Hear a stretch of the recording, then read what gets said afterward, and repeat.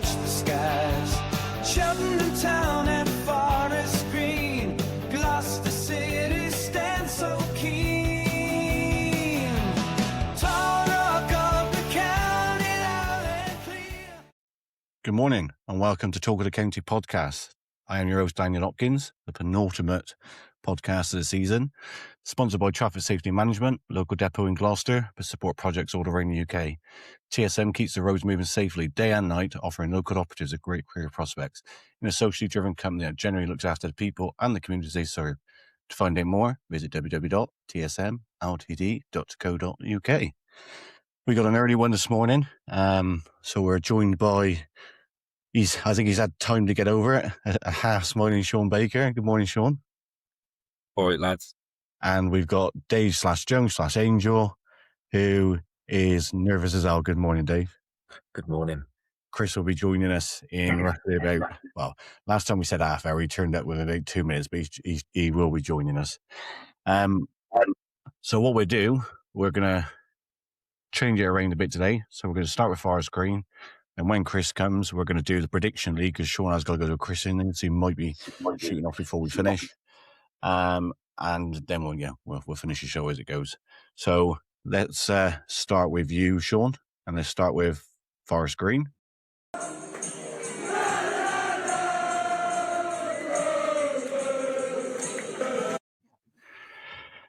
So, Sean, after 4,100 plus hours of waiting, you finally got your 5-0 win, which ironically you was away on.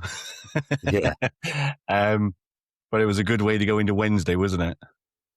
Yes. Obviously, I was down Butlins, and I think I messaged you boys or whatever on the group. I thought that was a great game to finish on. Ricardo Reese getting a couple of goals just before the big playoff game. So, yeah, that was a great game. Can't believe it took us so long to get the 5-0. And I was actually gutted because Chris got in my head, Sean, that I didn't give you a clean sheet and I predicted 5-1. Okay.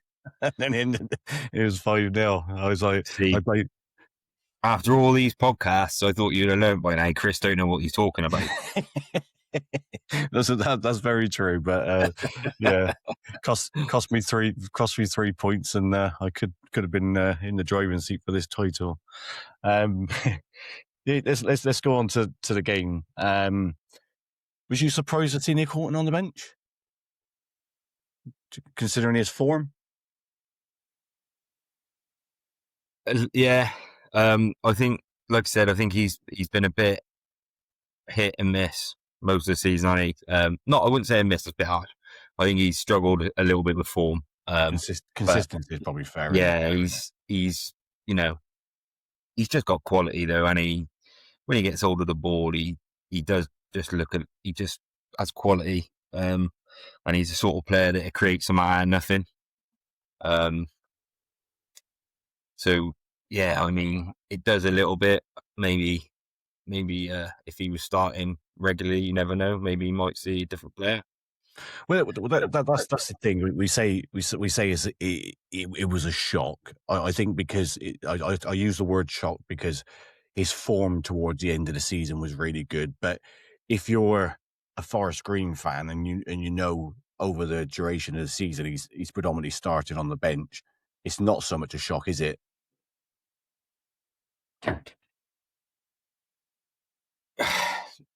No, I mean, a lot of fans do call for him to start though. I think, on Wednesday he didn't come on till extra time. That sort of quality that he can produce, I think he's one of them where you always need to give him a bit of a fair amount of minutes to try and do something. It's hard. I think we all know when you come off the bench, sometimes it's hard for players to get into a game, isn't it? Yeah. So, yeah, I mean, I don't know. I think obviously, I hope he can.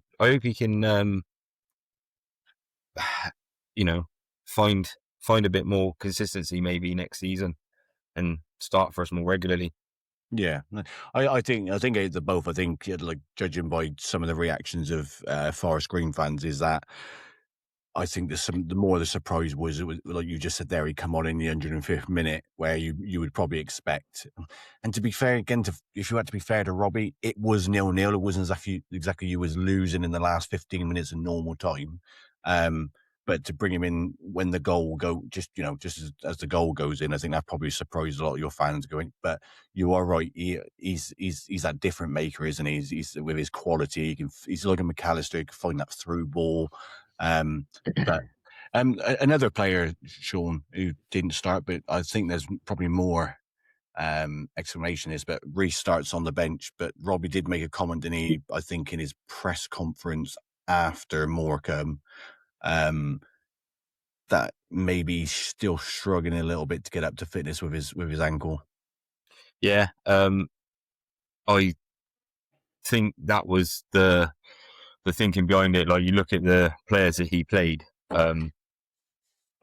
Obviously, Tom Knowles is, he's had a cracking season. Great player. Actually got to play on the wing rather than right back. Sean Eteluku, to be fair, he looks like he's going to be some player, mind. And Kyle McAllister, I think, he gets on the pitch every day of the week. He's been just top quality. But then I think that is when you've got a squad and a good quality squad as well, especially going forward. You are going to find these players like Ricardo Reece. In another game, you might find Tom Knowles on the bench, and people's questioned that. And Eteluku, I mean, I was about to say we've been quite lucky. We haven't been lucky. I mean, obviously he's been injured, but I mean, if he had been fit all season, there's going to be a lot of headaches there for Robbie, isn't there? When you've got Ricardo Reece, Maka, Eteluku, Gilly can play on there. Ricardo Reece is, I mean, that's some dangerous players there. So it was a little bit of a surprise, but you can understand it. Yeah, you say about like having selection headaches. Sometimes that can be good for competition. In terms of it brings levels up because players know that if you're sat being Sean Eteluku and you're thinking, well, he's on fire, I need to step up that extra 5% if I to get in the team, or it can go the other way. Some players like go the sulk, but then you kind of know your team then, don't you? The ones who want to go to battle with you and who wants to do well for the team, and the ones who are there for themselves, if that makes sense. So yeah, let's go into the game. Obviously I was at the Gloucester game, so I've watched the extended highlights of it. And obviously Chris was giving us a commentary in the inbox. So after 5 minutes, it was an early warning sign, wasn't it? Because we've spoken before, Sean, during the season about Abdul Malik, his pace and how good he is on the ball. Unbelievable player. Yeah, he got him behind the knee quite early on. Do you see that if Bournemouth don't go up, he'll be an EFL club next season? There's no way they keep him if they don't go up. I don't even think they'd keep him if they go up. There will be someone bigger looking at that, and probably you can pay a lot more in wages in Bournemouth. And that's no disrespect to them. They're a great side. They've got a great manager. They've got a good owner as well. He seems to give them a fair bit of backing. But yeah, I mean, he's some player. I don't think his pace is unreal. His turn of pace is unreal. Yeah, I've been keeping quite a close eye on him this season, and he definitely. And he's only 23 as well, so yeah, he is a prime target for There's so many teams out there in the EFL that do poach from the National League and below, and just Peterborough is one that probably I wouldn't be surprised to see him end up at, or I would say Stockport, but that might be a little bit too high going at top end League One for the moment. He might need to sort of work up to that. But Peterborough, I think, would definitely be a move in. I think even York. Yeah, I think I think it's a fair shout with Peterborough. But I think you're also right as well. I think a lot of EFL clubs now are looking to non-league because of I think, as we say, like especially the National League's getting stronger and stronger and stronger. I think there are a lot of players now who have dropped out the Football League for whatever reason, whether they've been released by a club and, they've ended up signing for a National League club for security, to make sure they got a club. But then let's talk about a player who left Forest Green, Adam May. We know, there was rumours going around. Well, say rumours going around. He was seen at Crewe by Cheltenham fans, but didn't sign for Cheltenham. We don't know for what reason. But he's at Eastbourne. But Adam May had a chance to go to the Football League and ended up playing for Eastbourne. So I seen yesterday Eastbourne have released him. Would he get a Football League club in the summer? So there's a lot of those players about, aren't there? Could do, yeah. I mean, the thing about Adam May is he's, what's he, 28, 29? Obviously vastly experienced. He's sort of, he's probably an established League Two player. I think what you were referring to before that is like, we spoke about a player yesterday, that Lewis Simper from Sutton. And then obviously you've got someone like Abdul Malik. They're both quite young. Sort of, they've probably left and find a team to get regular minutes and really kick on. And sometimes you take a step back to take 2 steps forward, don't you? And I think, that's the sort of thing that them players have probably done. I think Adam Mays, I think he's got out and he's just got a club just so he can play some football. Who knows where he'll end up? But yeah, I mean, you get some good players, and Abdul Malik's definitely one of them. Yeah. So he'd be one to keep an eye on, wouldn't he? Definitely. Let's talk about quite a big talking point, Sean. Because from that resorting corner, do you believe that Rovers got away with one when Bournemouth scored? I thought that at the time. Actually, I was when I seen it, I had to wait for a replay. Was that when the defender collided with the keeper? Yeah. You can only assume that the referee blew. Did he give a free kick or a drop ball?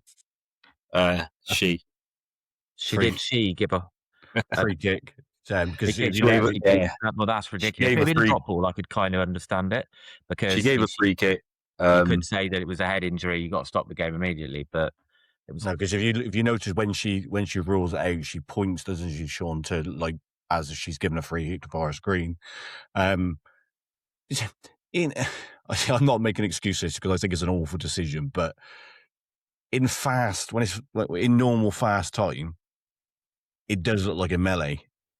Yeah, but it was a melee simply between the goalkeeper and the defender. There was no Forest Green players anywhere close. How can you make that mistake? If you watch it back, I think it all happened so quick and it all looked a bit of a mess.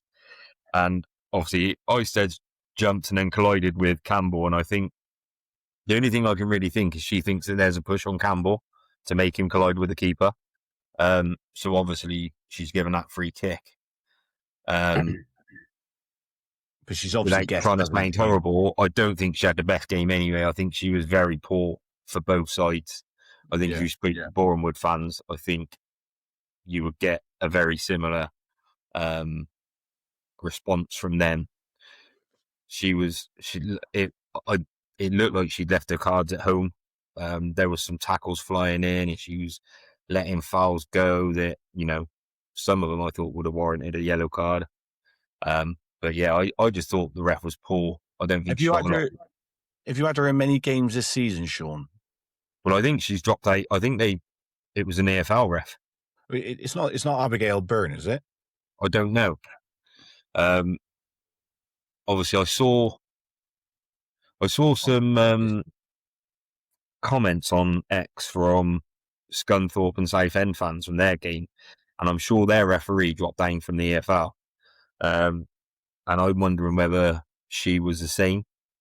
So I'm not sure if she got dropped down from the EFL. I don't know who the ref was. Yeah, I'm just looking now. Who the assistant was? Because what I was going to say, Sean, was in these situations, I know there are National League referees who want the big gigs. But when it comes to what's on the line, you want the FA to be giving these games the best they can possibly give, don't you?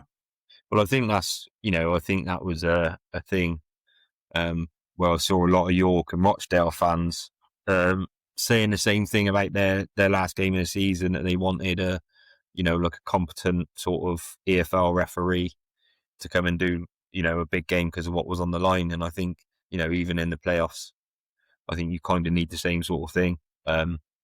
Like I said, from what I saw, it looked like Scunny and Southend had an EFL appointed referee for their playoffs. So I assumed that we had the same sort of thing with Bournemouth. Yeah, I'm trying. But again, I think you could probably say from watching like Cheltenham that even EFL referees, they're not the best either, are they? Some of them are poor. Yeah, I thought the referee we had yesterday was decent. I think refereeing, and I think I've said it a few times before. The refereeing's poor at the top of our game, so we got no chance at the bottom end.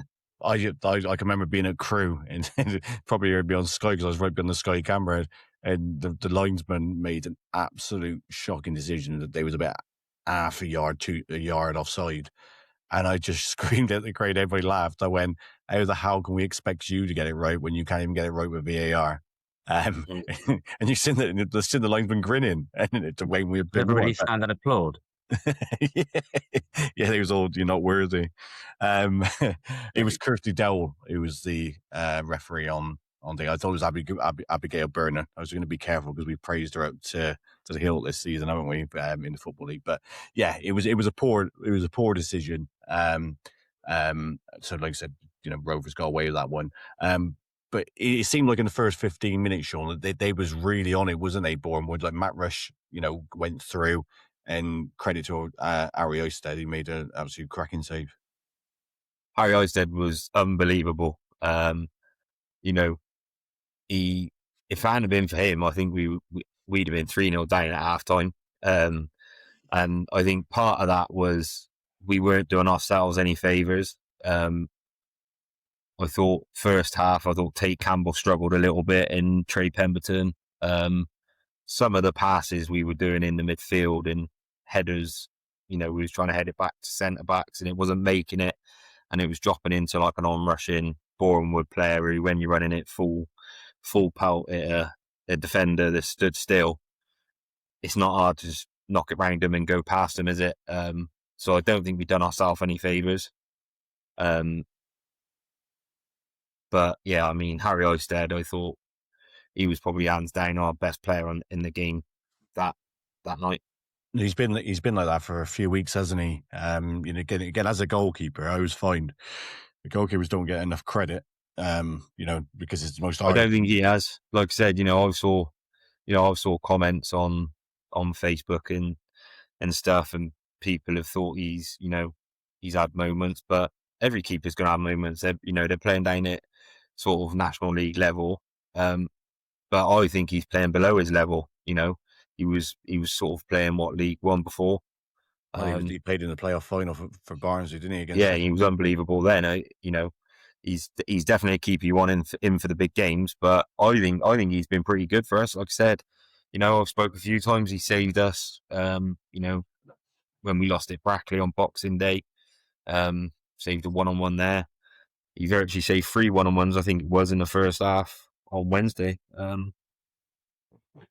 mean, he's an unbelievable keeper, and I know we're going to talk about the retain list and stuff next week, but it's good to see that we're in talks with him to try and get him tied down, extend him into next season, because he's definitely someone you want to take into next season if you want to get promoted.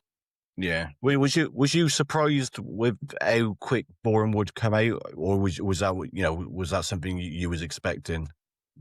No, I think that's what they do. They got them sort of players, and they have got very good quality in that team. Abdul Malik, we've already spoke about him. Matt Rush scores a lot of their goals. Zach Brent. Regan Booty, he's very experienced at National League level. Brent's he's like Zach Brent. Yeah. Tell you what though, I thought their centre back Chris Bush, unbelievable and a hell of a game. Yeah, I mean they got some good quality in, and I think Luke Garrard, I think that's just what he does in it, and they know what their strengths are and they play to them. Well, that's it, because nobody really, we said at the beginning of the season, like, they started well, and we were talking about the teams that were in the playoffs, and I think we both said that, we kind of expected Bournemouth to fall away, but they stuck at it, and they ended up finishing fourth. But it just seems like Luke Garrett's got. He's gone out and done his recruitment, because they wouldn't be on the table, Bournemouth, would they, and go into players like we're offering the most money, but they, like I said, they bought in the likes of Rush, Abdul Malik, and Brunt, and Regan Booty, players that you just mentioned there. But they've just knitted together, and it just goes to show, doesn't it? You don't have to have all the money. You talk about like teams in the Football League, when we get to Cheltenham, but we'll talk about one. Sometimes it's about you get that recruitment right, and you can be successful, can't you? To be fair, I think they've had some financial backing. I think they've got. That's what I think they've got a very good owner. Obviously, not to the extent of some teams. If you're going to be fair to them, and like you said, they have got the recruitment spot on. They've got a great young manager who knows that club inside out. 'Cause he's been there. I know it's his sort of his second spell now, but he's been there a very long time, really, with them in total. And yeah, I mean, you know what? I wouldn't discount them from going up. I think they've got players there that could get the job done. I think the only thing that might stop them, maybe, I'm not sure if they've got much in the way of a squad. I think starting 11, they've got a great team. And playing extra time and whatever against Forest Green might work against them today. Because you said that yesterday, didn't you? With Hornchurch and Weston, I think Weston went there, and I've seen a comment from a Weston fan online saying we looked a bit leggy after extra time in the week. So you're probably right there. And with them having to go to Carlisle today, which is a horrendous journey for Carlisle would be fresh, wouldn't they? So I mean, I would love Bournemouth to actually go up. I think it would be great to see them now go on and win the playoffs. Obviously, before the game, I obviously wanted Forest Green, but Bournemouth's one of them teams I just think I wouldn't mind seeing go up. They're actually quite a good team. It would be interesting to see what they could do if they went up as well. And I think Luke Garrard would deserve that as well. I think he's, like I said, I think he's a great manager. I think he's young, and I think he just deserves it. He's been brilliant for Bournemouth. So yeah. Let's talk about Forest Green's best chance. And it was a chance, Sean, when it, as you said, like Etaluka, it was a great ball in. It sort of like looped up off the defender's leg. But I just still can't. I've watched it about 10 times. I just still can't work out how De Mello didn't put it in the back of the net. Well, I had it, but he just. Well, yeah. I think Robbie's reaction on the side of the target. Yeah, it was a great chance. And the problem is, I think in the playoffs, they're the sort of chances that you've got to take. If you want to win them, you can't afford to miss. Ricardo Rees ain't chances. But yeah, it's one of them, innit? And you always wonder if there was a different player there, would they have maybe done it? But you just never know. But it's fine margins, isn't it? And like you said, you were just talking about Bournemouth and having players who I know Rees is not as tall as De Mello, I don't think, but you just can't help but think that Rees probably puts that home because he is that finisher, isn't he? He's that fox in the box. Yeah, I think, didn't he score one similar? Well, not similar, but he scored a header against Morecambe, didn't he? Morecambe, yeah. But that said, I'm not taking anything away from Mello. Do you know what? I thought he was unbelievable. His work rate is ridiculous. It really, he did not stop running. I don't know how he kept going well into extra time. He was unbelievable. So when did Rees come not on? hold anything against him. Like I said, it is one of them. It's always ifs and buts in it, and that's football. And that's opinions. But When yeah, did I Reece thought. come on? I think it was around the In normal time? 65th or 70th minute, off the top of my head. Yeah. That obviously going nil nil at half time, and like you said, you think it might have been you might have been a little bit fortunate, but that's what football's about, Sean. Sometimes you're on the back foot, but it's about staying in the game, and that's what you've done, didn't you? You come out the second half. Was the board? It was the same sort of chance again as Abdul Malik did. Bournemouth was getting in behind, wasn't they? But what a block by Pemberton.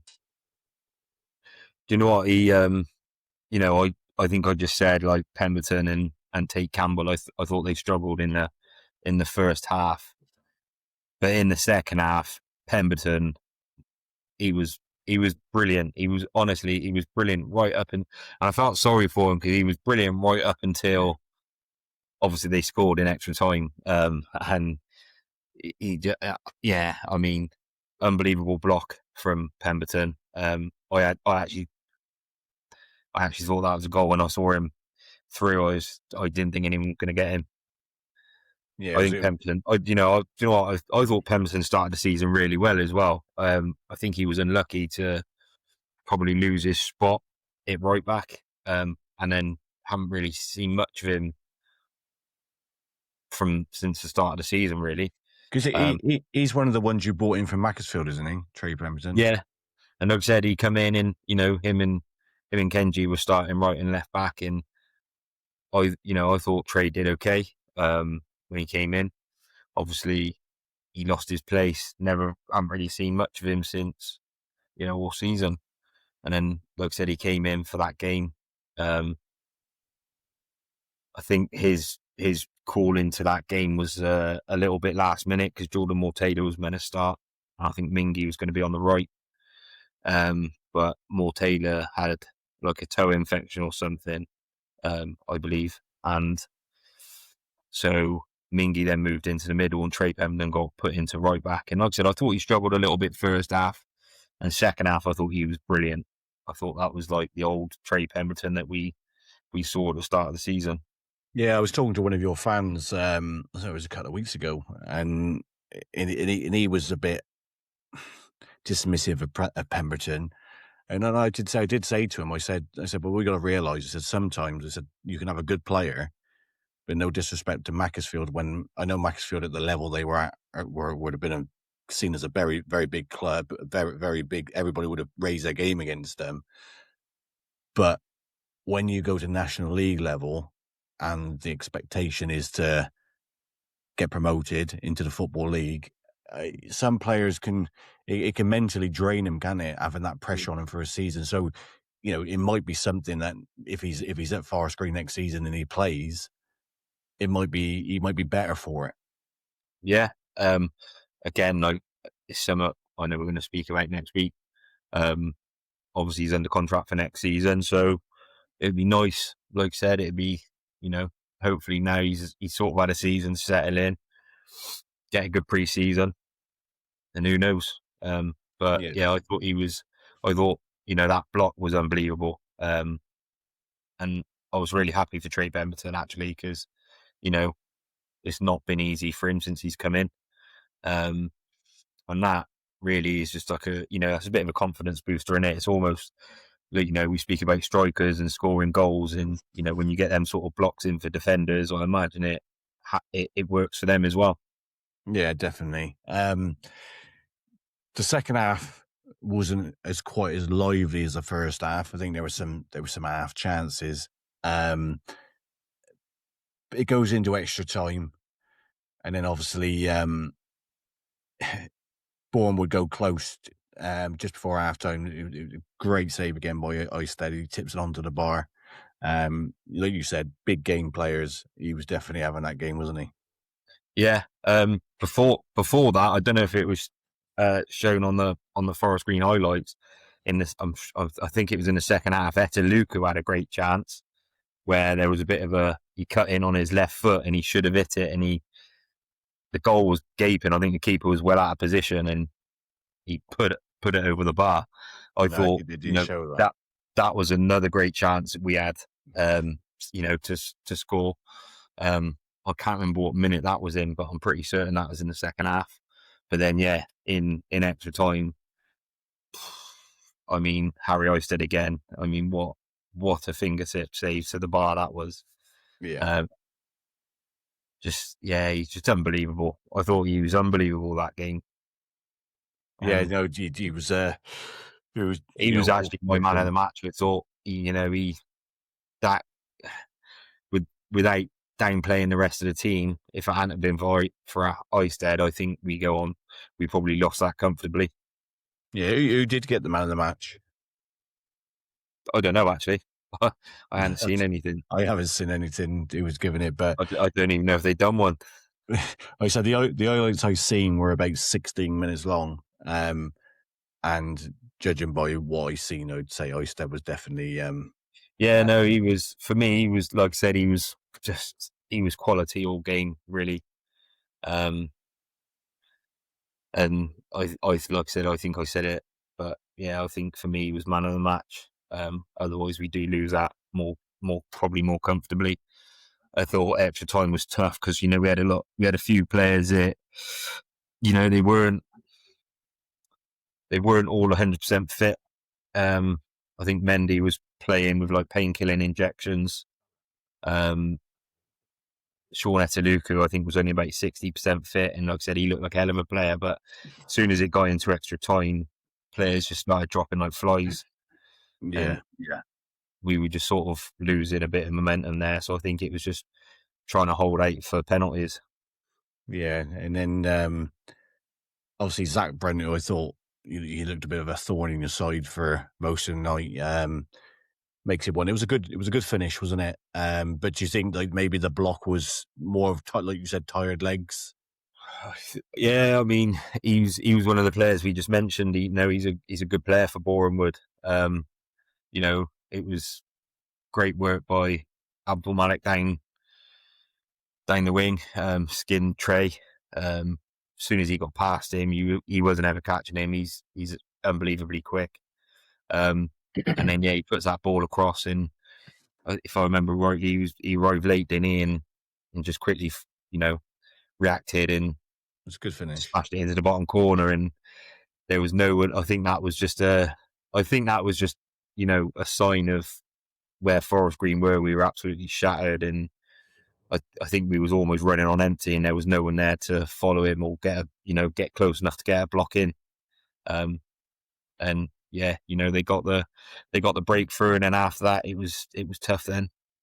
Yeah, although we did give it a little go right at the end, we were still pushing for, you know, an equaliser, but I just couldn't quite get it. Yeah, I know you wasn't very well on the night, Sean, but that must have been the sickest you felt all day. No, I don't know. I think I got worse than that in the morning, and then the build up to the game, and then when the game was on, I was watching it on the telly, and yeah, I was gutted. But you know, that's football, isn't it? That's what we love it for. They say, don't they? Like, you know, I've been through it with Cheltenham. You know, I've won the playoffs and I've lost the playoffs. The playoffs are so exciting, aren't they? You know, we both, Forest Green, Cheltenham, have both won League Two. I've seen Cheltenham promoted at Millennium Stadium twice. I've seen us lose at Wembley in the playoff. I would still say, as much as that was brilliant winning that league, the playoffs are still the best way to go up, aren't they? Yeah, I think I've always sort of echoed that. You know, everyone likes to win a league because it's guaranteed, and it's guaranteed promotion. But the playoffs are the best way to go up, but they're also probably the worst way to lose as well. So yeah, just a quick one on that. Dave, have Gloucester ever won League Two? Gloucester ever what? Sorry, morning, Chris. Won a league? No, won League Two. Well, obviously not. No. Good morning, Chris. It's no good morning. Straight in there. Straight in with a load of trite. Hey, it wouldn't be normal if I wasn't talking absolute rubbish. So that's very true. You got to keep your customers happy, Chris, exactly, aren't you, mate? Exactly. I said trite then because we have committed to being child friendly. Yes. Sean's got Sean's got a new audience now. Has asked if it's child friendly, so we've got to keep it child friendly. But No more yeah, thunder buckets. yeah, no more thunder buckets.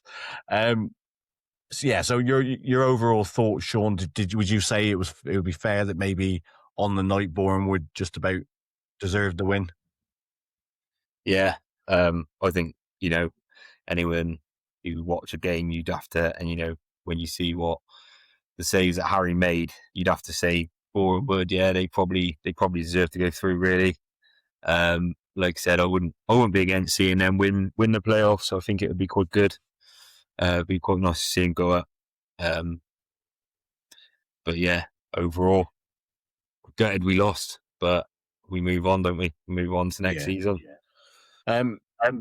We'll touch more on this next week when we do the season review. But what do you feel Forest Green need to do next season? To get closer to the top seven.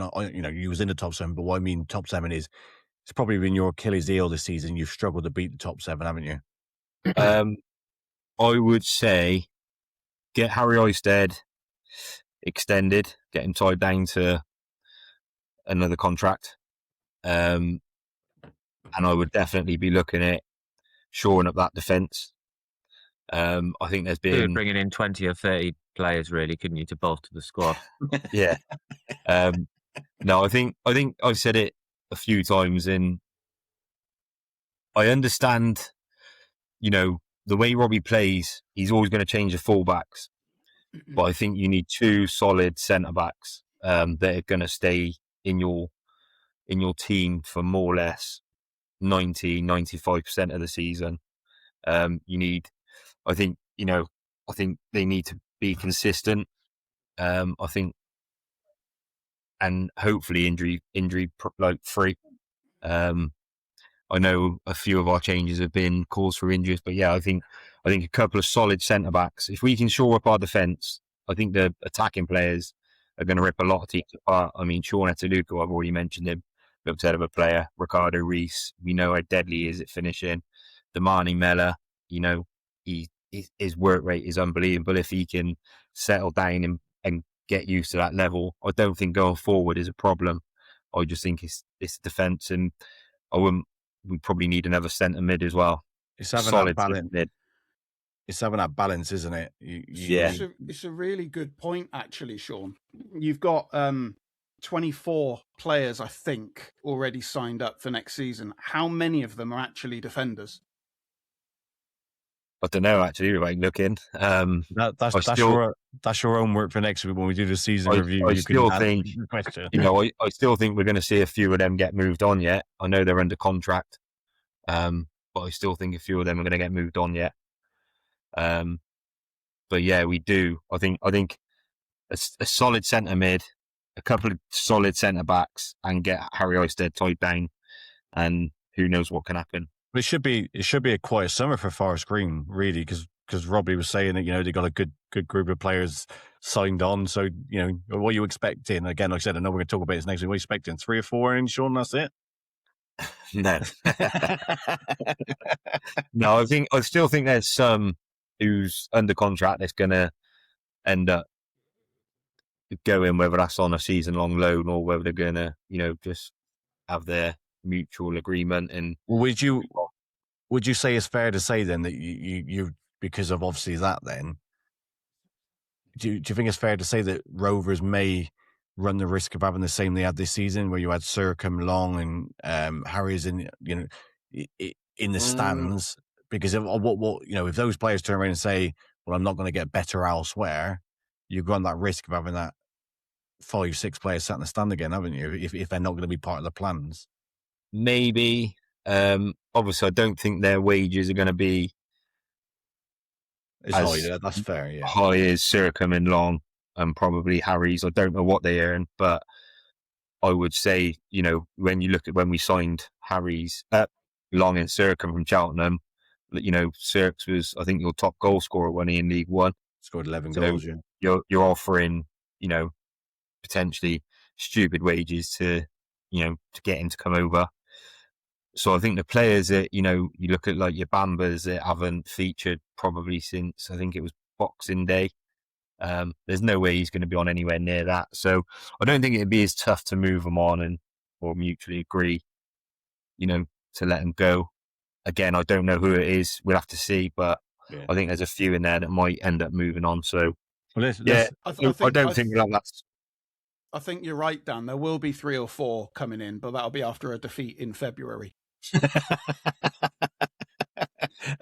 Chris is coming with firing all cylinders. He has, hasn't he? He's had his sleep. He's missed you last week, Sean. I much preferred it when he's asking Dave about winning League Two. Wait, save some of those thoughts till next week, Sean, because obviously we'll do the end of season review and we'll get your thoughts on who's staying, who's going, and who you expect to come in and what have you. Yeah, no, that's fine, mate. But that's Forest Green. Thanks, Sean. Let's go on to, we'll stay with you. Let's go, because obviously I know you've got to shoot off, Sean, before the end of the pod. Let's go to scores on the doors in the prediction league. Next up is Talk of the County's prediction league and scores on the doors by Sean Baker. It's yeah. So Chris, you can say yours. You can say yours live, but what we're going to do, because of us three still within a chance of winning on the last prediction. All right. If we could get you back now, we've agreed that we're going to send our prediction into the WhatsApp group after King of 3. Do you want me to read them out? Yeah, you could do that if you want. Before we send then, so let's just explain. The table is pretty close between me, Dave, and Dan. Hang on a minute. I'm only a point behind. Yeah, but you can't win it. So all important. That enormous trophy. And here's what's on offer, guys. Here is what's on offer. Dan's got. My wife is incredibly excited about the thought of that being on my mantelpiece. I was going to say, Dan's got enormous hands, so that trophy is actually about 10 inches tall. Champions League style. Still come up to my knees, mate. Yeah, maybe we should get Chris to hold the trophy. Yeah, that's look huge. So there's a chance that me, Dan, and Dave can all finish top. So that is what. So Dave is on 79, I'm on 77, and Dan's on 76. Chris isn't far behind. He's only on 75, but even with a correct result, he ain't going to be able to win it. So we're all going to send our predictions in. We're all going to send our predictions in privately, just so there's no, we're no just cheating. on the grid. As long as we we'll do do it on the chat.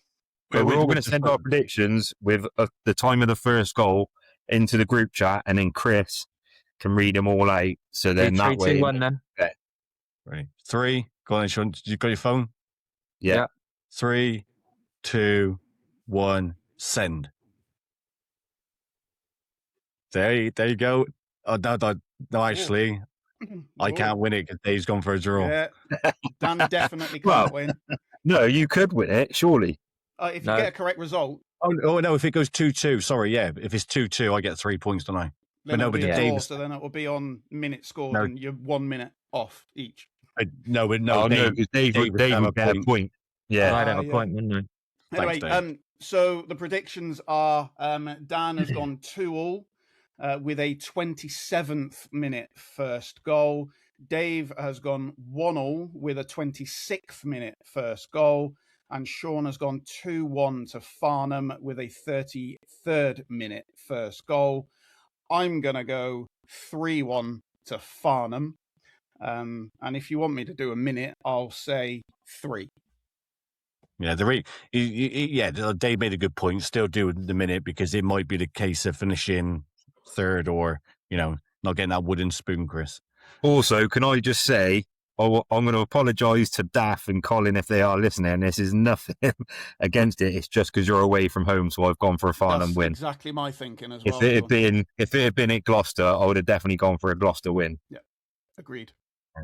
Well, that's why I just got to aim for second place now, because I can't finish top because we've gone for the. I should have known Dave would have gone for a draw. He's gone for a draw majority of this season, especially the latter side. So when games I just think it will go to extra time and even possibly penalties. So is the trophy going to Brockworth or is it going to Cashers Green? We will find out out next week. Find out next week, guys. If it goes to pens, by the way, I fancy Gloucester. Yeah. Well, that's the prediction league. Thanks, Sean. You know what? This prediction league's been just as interesting as the National League title race, the National League play for North, Yeah, it's down to the wire, isn't and it? Down to the wire. even the League Two title race, because that was only won yesterday as well by Bromley, wasn't it? Well, I knackered up because I ordered 2 trophies, and I didn't know I ordered 2, by the way. And I put the date of when you was the champions on it, and I said to my missus, I said, if I'd have just bought a plain one, I could just kept like passing it around, like, you know, next year. But the second trophy, I've managed to take the front off it, so we have got a blank one, so that one could be used next year. But talk about forward planning. Yeah, but thanks for running that this season, Sean. Might be dead by the next season. You know, it has been good, and like I said, it has been enjoyable. So I'm going to say good luck to you two for the weekend, and thanks, Dave, for trumping me before you even kicked off. He's got a tendency of doing that, Dan. Yeah, it's very true. He normally copies my score, to be fair. I think this is what we should do next year. I think we should put it in the group, and then Sean as the runner of scores on the doors, as Sean can just read them out. At least that way, nobody can, because Dave's right. You could, like Dave said, if we'd have done it all today, Dave would have gone, I'll just go. I'll just trump you every second. Sean. Yeah, exactly. Yes. Brilliant. All right, let's go on to Gloucester City.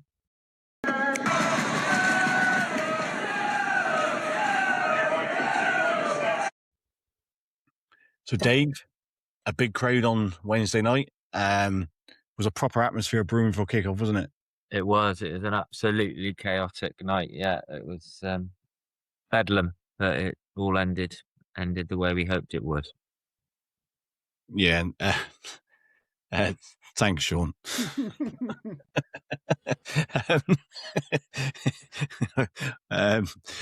Yeah, and a massive credit to to Poole. 250-ish. I know it was a playoff semi-final, but it's still a credit on a Wednesday night, isn't it? It's still over 2 hours away.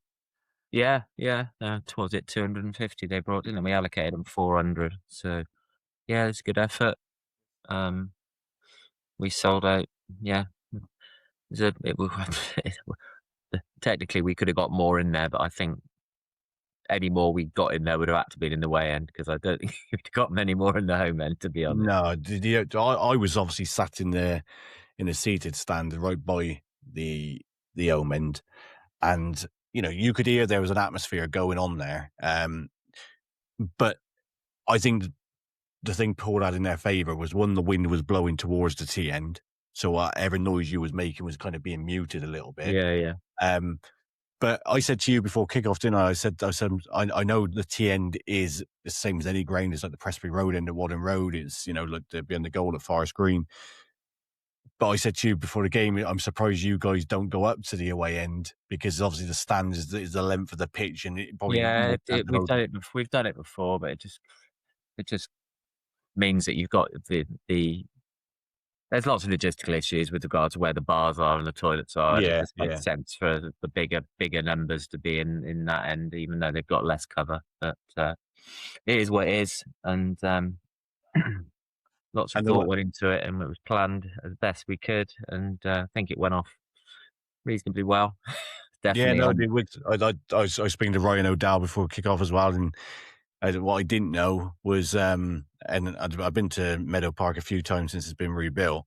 What I didn't realise is that Meadow Park's been moved. Yeah. Down a bit, and the old Trent end is still. The T end is still, the concrete steps are still there. Yeah. Yeah. But yeah, like I said, the atmosphere was good. One thing was disappointing for you, Dave, and you said it, obviously you was hoping Shaq wouldn't start, but Shaq did start. Yeah, kind of at the back of my mind, I always thought it was mind games. But, yeah, I believe there were some scouts there watching him. Yeah. I won't mention the clubs, because I think that's unfair, but there was a couple of clubs there watching him. What did you make of him as a player, Dave? Because I generally thought his movement. Yeah, I've seen him 3 times now this season. He's he works hard, he gets around the pitch, he's big, he's strong, he's quick, and he can finish. I think, yeah, he's destined for higher things at the age of 20, 23. I think, yeah, I can't see him being with Paul next season. I think somebody will take a punt on him, and I think he'll do well. Yeah, he's got all the attributes, hasn't he, to definitely go has, that yeah. higher. Yeah. I didn't think he was as big as I was expecting when you No, described he's not him. huge, but Yeah. he's strong. Strong, yeah. Yeah. Paul took an early lead. It was unfortunate, wasn't it? Because the ball was in the back post, and it's sort of just like as it come back across it, it's Kieran Thomas. And Yeah, it's bizarre. They've given the goal to Slade. Yeah, they gave it to the bloke who tapped it across, and Kieran Thomas clearly sort of chest stroke handballed it into his own net. But yeah, they've given it to Harvey Slade, but I think it's Harvey Slade. Yeah, But no, yeah, it was I mean, it definitely was not the best start. From where I was, because I finished selling programs at like dead on 7:45. So in the first half, I was just at the most horrific view because I was like 8 deep, and I actually didn't know it had gone in because you couldn't hear Paul down the other end because for obvious reasons, and I couldn't see, so I actually didn't know they'd scored until they were making their way down the other end to kick off because I couldn't even see him celebrating because I was so by 8 deep and not being the tallest fella in the world. Yeah, so yeah, disappointing start, but we kept our nerve, and Riley Siddle came up with a cracker. time. You go 1-0 down, and to be fair, like, I was looking at it the way the game was set up. What was your thoughts, Dave? Did you think here we go, or did you have that confidence you were going to get back? No, I always feel if we conceded any goal, we've got it in us to come back. We've got that resilience. We've done it numerous occasions this season. And it's still got we've still got most of the game to go, haven't you? It was quite early, so there's a long way to go. I was more worried after obviously we'll get to this, but when their second one in, but it was a great run by Riley Siddle for our equaliser, picked the ball up not far from the halfway line and ran at them, drifting inside. It's quite. If we watch it back, it's quite bizarre because two of their defenders just like inexplicably, it was like one was watching FIFA or something because two of their defenders right next to each other inexplicably like ran off to the right to the left wing position, leaving a big gap down the middle, and he just strolled into it and then struck it with his right foot inside the far post. It was a lovely goal. It was a brilliant finish, wasn't it? I've only really seen it properly since on video because couldn't really see a lot while I was watching it live. Yeah, it was important, wasn't it, for City to get that goal back quite early because, again, a big crowd, sometimes fans can start getting a bit restless when you're down. Yeah, it definitely got the crowd back up. Yeah, like I said, it was. Well, I was there. It was brilliant finish. I watched it back a few times. But I enjoyed watching that one because he's Riley's. Is it Coventry he's from, isn't it? Yeah, he's on loan from Coventry. Yeah, I said to the bloke next to me, I said that's a finish of somebody playing again. You can tell he's come from the Championship club, but whether he'll make it in the Championship, I think he's only 19, so he's got a career in the Football League ahead of him, in my opinion. Yeah, it was great finish. Simpson tested their keeper. It was also known that again he was being watched by a club, Dave, and I've messaged you privately since and said that's no longer the case. So pleased with that. Yeah. I love Kane Simpson. He's been fantastic for us, but he's nearly 30. I'd really be surprised if he sort of started progressing up the leagues now. I think he'd do a great job for us if we were to go up, and I think he's, I'd love to keep him if we're in the National League North or South, but I'm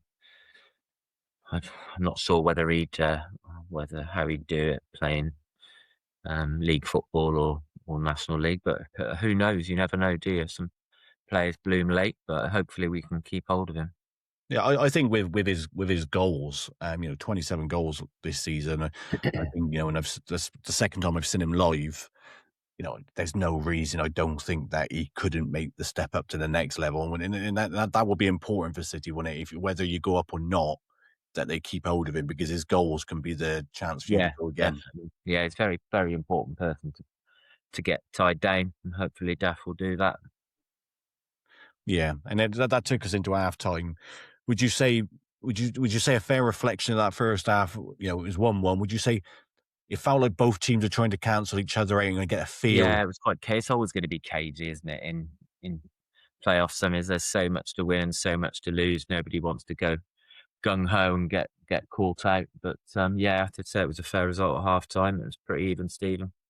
Yeah, and I think Daft's message would have been, stay compact, wait for the moment, and that's the one thing that I said to you, Dave. I said I was really impressed with City was, and it is especially when you went 2-1 down. I was really impressed with City because they was knocking the ball around while they was keeping the possession. And we spoke before we come on air. We said about how fans get frustrated. We get it at Cheltenham because that's what Cots football is possession based, waiting for that moment. But fans would go, it's negative, but it's not always negative, is it? Sometimes if you keep the ball, they can't hurt you. Yeah, and also, I mean, there's always that temptation just to start hoofing it long, getting it into areas where you can score, but it doesn't often work, does it? Unless you've got. When we had Bree, we occasionally put Ben Richards-Everton up front late if we needed a goal and stuck him up there. But I'd much the way we set up at the start of the game with the best chance of scoring a goal is to keep the ball, pass it around, and try and create chances. And just because it's 10 minutes from time, that's still the right thing to do, isn't it? That's still the most likely route of you getting a goal.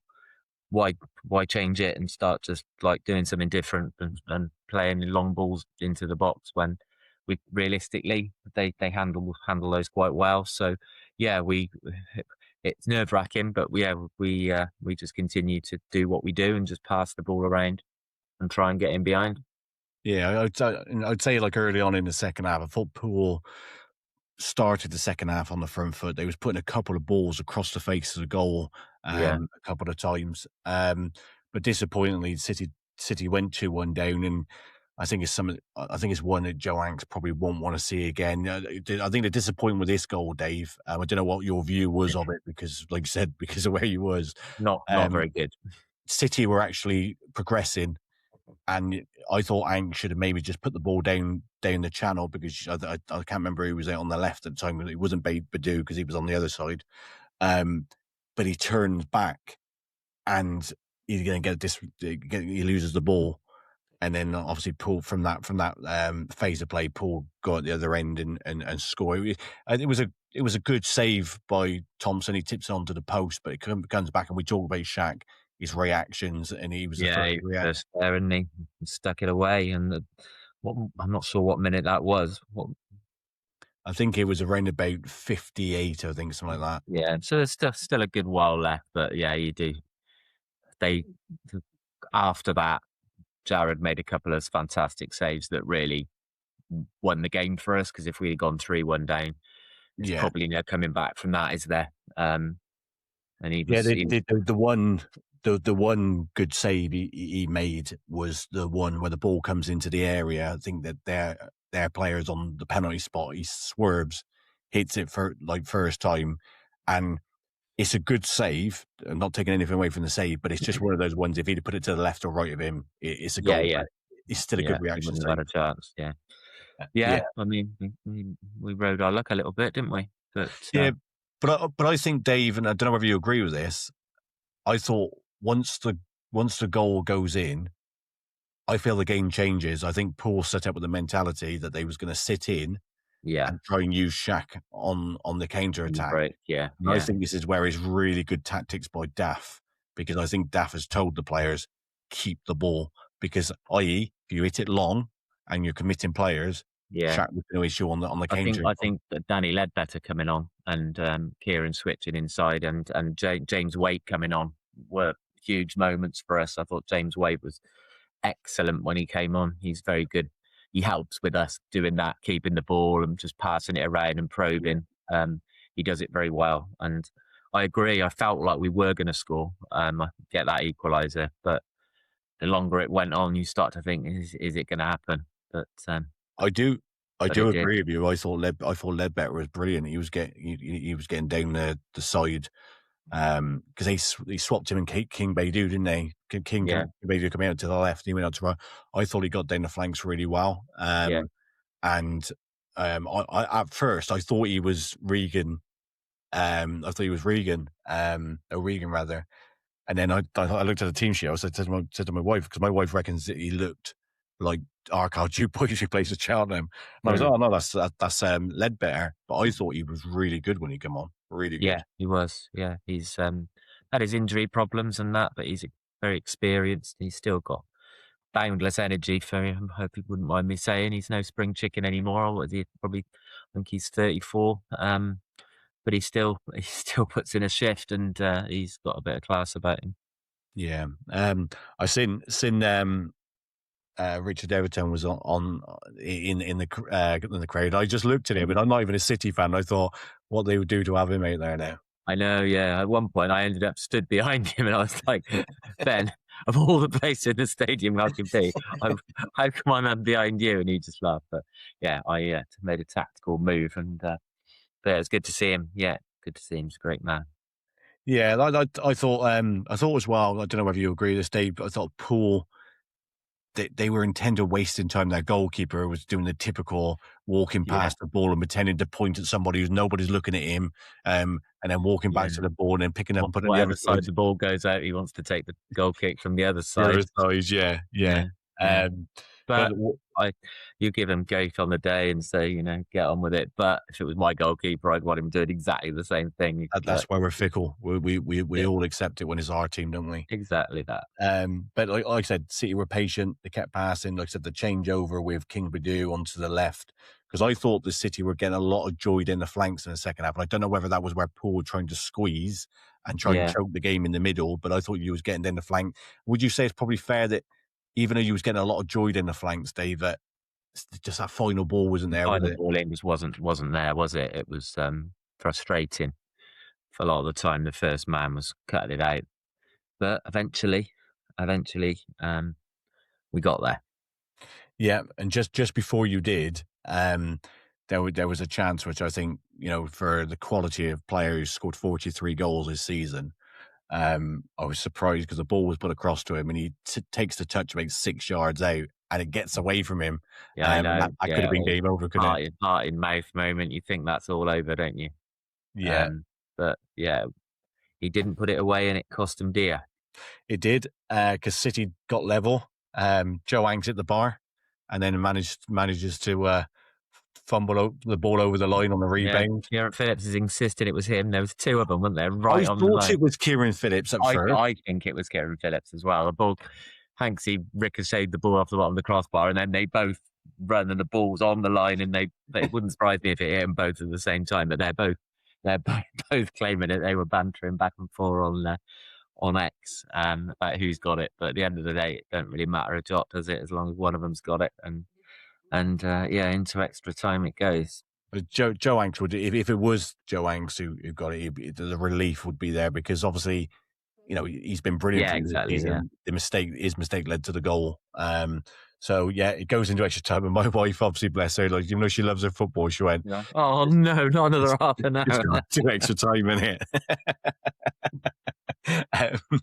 So yeah, my daughter was falling asleep. So yeah. Oh, bless her. So yeah, it goes into extra time, and then, as you said, Dave, Jared Thompson pulls off an unbelievable save when he tips it onto the post, and then there was that. Was he going to get back up on time to stop it rolling over the line? And he did. Great save, wasn't it? It was. Yeah, it was. Another massive moment in the game. And Jared saved us on numerous occasions this season. He's been absolutely superb. There's some doubt about him at the start of the season. Would myself as well. I wasn't sure I was worried he had the odd mistake in him, but I hold my hands up. I'm totally wrong. He's been absolutely fantastic, and every keeper makes the odd mistake, don't they? But he hasn't made very many, and he's won us more points than he's lost without a shadow of a doubt. So another one I really, really hope we can keep hold of next season. Yeah, and then you got the winning goal. Did you feel the winning goal was coming or did you feel it was going to go to You penalty? just don't want to hope, do you? I was kind of thinking that by this stage I'd take penalties because I didn't want to concede an injury, like a goal at a time when you've got no time to come back from it. Yeah, Um, it was a great but finish, wasn't it? it was absolute carbon copy of Yates. He had exactly the same chance that Yates, but that almost went the length of the pitch. He hit the crossbar with it so hard, I think it landed on the halfway line, and he just he slayed that demon by. And he said, if you've seen the interview with him, he said it hit him on the ankle. He didn't get a connection on it at all, but he's got a sweet right ankle, and he put it into the roof of the net, and the place went absolutely bonkers. It makes sense though, doesn't it? Because sometimes being where he was, if he probably catches it on the laces, it probably does go over the bar. Yeah, exactly. You just need to get something on it, don't you? It's keeper ain't stopping it from there, is he? And it just probably went about an inch underneath the crossbar. Yeah, And, it was great. It was great scenes. And lovely little ball in by James Waite as well. Yeah. Because if that's funny on the video, the boy turns back, doesn't he, and clips it in with his right foot, and Hanksy comes in and just kind of doesn't get there and doesn't get a header on it, which the goalkeeper was expecting. I think that's why the goalkeeper spilled it, because he was expecting a header and there was no touch, so he spilled it. But as Hanksy misses his header, his hands go to his head like that, like, oh my God, I've missed such a chance. But yeah, despair turned to ecstasy very, very quickly when he saw that the keeper had fumbled it and Riggs had ankled it into the roof of the net. And yeah, then the roof came off, and I was covered in beer and jumping around like a nutcase. I did see the beer going up in the air, and what I mean is the scene. Like I said, I purposely sat there because I was going to sit up more towards the Pool fans, but then realised you couldn't get it that way anyway. No. But yeah, I purposely sat there just so you could take in the atmosphere and what have you. But yeah, when it hit the net, it was carnage. It was chaos, absolute chaos. Yeah. Obviously City win, Dave, which is absolutely brilliant. Takes you on to Farnham. I think the only negative thing of the night was the crowd trouble, wasn't it? Yeah. Quite a strange statement by Paul, laying the blame solely on home fans. That's anybody who was there knows that is far from the truth. So they have a fault on both sides. But so I didn't read it, Dave. I did see someone coming. What was they saying? They said they actually made a statement praising their supporters for the restraint in the face of provocation, for not reacting. When I've watched like videos on social media of a group of their fans in the car park throwing with their shirts off, throwing rocks at and swinging punches at anybody walking out, whether it be you with your missus and little one or anybody. It was unsavoury, and nobody wants to see it. Favour blaming for people coming on the pitch and stuff, but I mean, realistically, how do you stop it? You're not going to stop people celebrating, are you? Of course, it happens. A bit of silliness on both sides, I think, and disappointing. But it was certainly it takes two to tango, and it was definitely both a section of both supports that were at fault. It certainly wasn't all Gloucester fans' fault, although some were at fault, but certainly some Pool fans were too. Yeah, well, so I got a group chat, obviously, and someone put in there, was it the same old Gloucester, the same old Gloucester fans who usually get involved? And I said, actually, no. I said, what I could see of it, I said it looked like Pool fans kind of broke the barrier a bit, because there's a kid in the group called Gav. He was actually with the Pool fans, and I don't know whether he's got a connection with Pool because he was messaging somebody on X. And he put a photo, and it was funny because Harry Palin and Aaron Dames were up by your hospitality boxes, and they was just looking down smiling in the background, but you could see that it was evident that the Pool fans were trying to get through the barriers to get through the barriers. Yeah. I think that's what started it all off. So. But again, it happens. But like I said, it does. Some of the club can do without, because obviously, you probably had new fans turning up on. Without a doubt, yeah, you don't need it, do you? You don't need it, but it happened. We move on, and hopefully we don't see any repetition at Farnham. Keep the likes of them Sean's out of the stadiums to cause a trouble. Yeah, well, yeah. CP company on. Yeah. On to Monday, Dave. Sold a final. 600 away fans go in. Yeah, tickets went on sale. We've literally got by jumping around, celebrating, went in the bar, and then somebody said, "Oh my God, final tickets are on sale already." So everybody was just on their phones just buying. I inexplicably bought 4 when I'm going on my own. But it's a good job I did because they've all found a home. Yeah, sold out in something like 12, like all the 2,000. It holds 2,200, so that's 600 home fans, and what's that?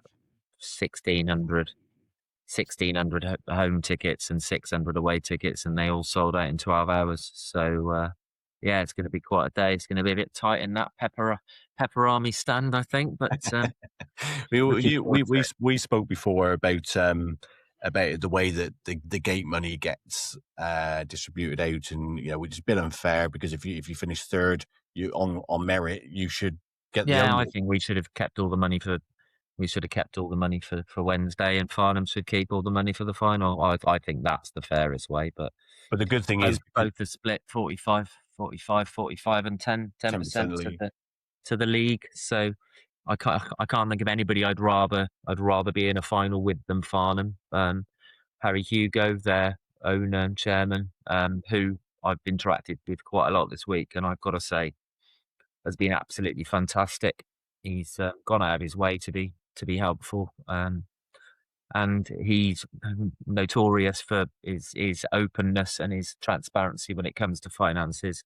Sort of after every game, he gives a breakdown of what they've taken, and so we know we're going to get our fair share of gate receipts. When we played Tottenham in the final, after various expenses were taken out, we got about £8.50. So, but I think we'll probably do a bit better out of this final. But it's not really about the money, is it? It's although Colin might do, Colin would appreciate all we can get, but it's just about getting through and trying to get up into the national thing league. Is, at Gloucester, it'll all even out, won't it? Because if you got 45% from your final then, and you're going to get the same from Farnham. Yeah. I mean, if it's all done fairly, I think you find a lot of the time there's quite a lot of creative accountancy in splitting the money. But it's got to be worth at least over the 2 games. Got to be worth at least 20 grand at Gloucester, hasn't it? You'd hope so, wouldn't you? You'd hope so. Which is again, is good for setting next season's budget. Indeed. But yeah, so what's your thoughts on the game, Dave? Obviously, I know you everybody around me was looking at the Farnham score. You was just hoping Berkhamsted could have got the winner, and you would have had the final at home. But going down there, it's going to be tough, isn't it? It's going to be really tough. Yeah, it's got the Farnham vibe about it, and that going to a team that finished above you, going to South on a away day on a bank holiday Monday when you really are the underdogs, but we did it that day, and there's no reason we can't do it again. It's a one-off game, isn't it? If we play to our best of our ability, and all our players are on it, then I see no reason why we can't win the game. We can beat anybody when we play well in this division, and in divisions above, as we've proven a couple of times this season by beating Slough and Worthing, who actually won the National League South. So we just have to turn up on the day and hope the big moments go for us. It's fine margins, isn't it? Fine margins, and we need the rub of the green. We don't need 3 men sent off in the first half hour or something. I wouldn't bet against. But yeah, it's huge. Now I'm just starting to be able to focus my mind on the game, having spent the last 4 days up to my eyeballs in arranging the transport down there, which is quite an arduous task. When you say, can everybody just text me if you want a seat? And then you get text messages and WhatsApp messages and X messages and every pigeons flying in the garden with rings on their ankles, and it's just trying to keep on top of it is tough. But we're finally there. We've got 2 full-size coaches and a minibus. TN Original Sports Club's got a 50-seat coach running, so we've got close to 200 people on coach transport. I know there's a load of them going down on the train, a lot of cars. Yeah, there'll be 600 of us getting behind the boys and hoping it's our day. But I'm scared to. I'm one of those. I like to expect the worst, and anything better is a bonus. So I'm not expecting to win. But You've already drew 3-3 down there, mind. Huh? You've already drew 3-3 down there, mind. Yeah, and we should have won that, shouldn't we? So yeah, Hanksy scored 2 great goals. So let's hope he can replicate that. And ideally, for the sake of my heart, I'd like to be sort of 5 or 6 clear goals ahead going into the last 10 minutes, because Farnham are well known for their ability to score repeatedly in injury time. So, but it won't be. Well, it's going to be. It's probably end up being nerve-wracking, as it always is. But hopefully, it goes our way. Well, and that's the thing, Dave, isn't it? You look at Farnham, they have been around there all season, and we talked about their little run towards second. They was on good form, but they played a lot of games in the last. They played a hell of a lot of games, yeah. And just hoping this is a bridge too far, and they're a bit leggy because they've got some very good players. Taylor's a very good player. Cooksley's a good player. They've got strength in depth, and they've got some excellent talent in their squad. So it's going to be tough, but so have we. And there's no reason we can't beat them on the day if we play to the best of our ability. And if you do go up, Dave, do you think Gloucester will be put in the south or the north? I think we'll probably go, looking at it, I reckon we'll go north, which could shunt Oxford City or Merthyr south, maybe. Yeah. But that's only me looking at it. We could go south. Who knows? I'd hope we go north. I'd prefer to go north, and I'd prefer Oxford City to be shunted, so we're in the same division as Merthyr, because I'd much prefer a trip down to Penderyn Park. Yeah, I was looking at last night. I was looking at the potential next season. With Bath dropping out and potentially Torquay could go up. In terms for Gloucester City, revenue-wise, the north it would be better because there's bigger clubs with bigger followings in there, isn't there? But transport costs are increased, so yeah, swings and roundabouts. I don't think there's a whole lot in it, to be honest. But in terms of like what you'll get on the home gate. So if you're playing a Kidderminster Harriers, if you're playing a Macclesfield, Hereford, but the extra money we make there would probably be offset by the fact that I think it's something like an extra 40 or 50 miles per match on average going. So you're looking at an extra £100 on every coach plus. So it's swings and roundabouts, but we've got no say. So you just take what we're given and go with it. But I don't even want to think about that yet, because we've got to get past Farnham. No, you got to get past it. But also, certainly no foregone conclusion. If you are dropped into the southern section, it's no reason, if the recruitment's right, that Gloucester can't have a go in that division, because, like I said, it's not as strong as the north, is it? I don't think there's any reason, if we get the recruitment right, we can't have a go in either division. Merthyr started off like a train, didn't they? The season before, Tamworth went up into and then won it. We've got Daft's mentality is to, go into every game with the view to try and win it, and there's no reason we can't give it a damn good go and look at trying to get up a table and pushing towards those playoffs if we are there. But as I say, it's all irrelevant until about 10 o'clock on. Oh, no, not 10 o'clock. I bloody hope it's not 10 o'clock. Until about 5 o'clock on Monday afternoon, and then we can start thinking about it. But I'm not wasting any of my brain space thinking about permutations in National League, because there's a very good chance we could still be in the Southern League. Yeah, that was a fair comment. And final comment, just give your reaction on Dorking Wanderers not going up. Yeah, I was talking to Pinchy's dad yesterday. I couldn't find what channel it was on telly on my unofficial Fire Stick. So I reached out to him to help me out, and he did. and we were talking a bit, and yeah, they were 4-0 down, weren't they? But they got pulled a couple back. Pinchy started, so yeah, they'll be in the National League South next season. So if we did go that way, we might. If we did go up and went south, we might cross paths again. But as I said before, I was disappointed when he left, but I wish him no ill will. He's a good lad. And, Yeah, I only asked the question because I saw a couple of your fans gloating about it, but at the end of the day, you got to respect, right? Cheers, Sean. So yeah, I think that's a good place to leave the Gloucester City one day. As Sean said, good luck tomorrow. Finals are hard, and you never know. 5 o'clock tomorrow. Yeah, may the best team win, but may it be us. Brilliant.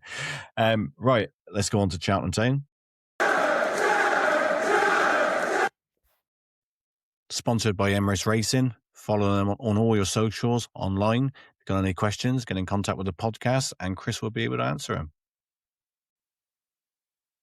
Good morning, Chris. Good morning, sir. We've got a nice dead rubber to talk about,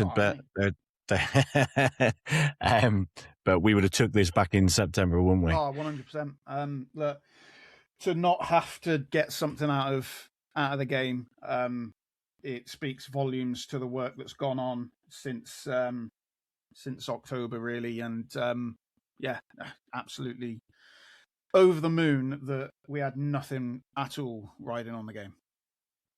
Yeah. Right. But before we talk about Cheltenham, we're going to go... Pete Matthews. We're going to do Pete Matthews, but we're going to go to Chris for the final round of grounds of the season. There is actually one more around the grounds. Oh, is there one next week, Chris? Is there? There will be one next week, yes. But a very short one next week. The penultimate, then. So over to you, Chris. We are going to talk of the counties around the grounds by Chris Howes. Yeah, cheers, Dan. Around the Grounds, brought to you by BAM Recruitment. They find better matches than most managers in a January transfer window. Whether it's temporary or permanent, they put the right people in the right positions. Engineering, construction, and operational, no VAR needed. Check them out below. First up, ladies, Cheltenham Town secured their survival in the Women's National League Southern Premier Division, beating Billericay 5-0. Through goals from Georgia Galley, Mia Pullen, and a hat-trick for Bella Hall. Cheltenham finished the season in 8th place, 2 games for Forest Green last week and 2 wins, beginning last Sunday with a 6-1 home win over Pucklechurch. Goals from Hattie Jones, Estelle Randall, and 2 each for Amelie Birchley and Lashai McNamara. Amelie Birchley. That's Shandy, one of our Andy Birchley's daughter, plays there. One of our season ticket holders. So well done, Amelie. Yes, indeed. Well done. They followed that up. You threw me there, Dave. Sorry about that. Sorry, I didn't mean to interrupt. They followed it up on Tuesday with a 2-1 win away at AFC Boko. Katie Jones and Hattie Jones on the score sheet. With 2 games left, Forest Green are second in the league. Gloucester City were away at the league leaders, Torquay, last Sunday and fell to a 5-2 defeat. Sashi Kaneko Grun and Maggie Eggleton with Gloucester's goals. Gloucester are 5th in the league and only have 1 game remaining, which is later today away at Sherborne. Forest Green are at home to Poole Town. Moving to the Southern League Division 1 South, due to Portishead's relegation, Bishop's Cleeve were lifted into the playoffs, where they faced Malvern Town in the semi-final, which saw Jake Lee score a stoppage time equaliser to take the game into extra time. Malvern got a goal 6 minutes from time to advance to the final and end Bishop's Cleeve's season. The Hellenic Leagues only saw 1 game for our teams, where Stonehouse played in the Division 1 playoff final against Malmesbury Victoria, which finished 1-0 to Malmesbury after a heartbreaking injury time penalty. That's it from around the grounds. Back over to you, Dan. Brilliant. Thanks, Chris.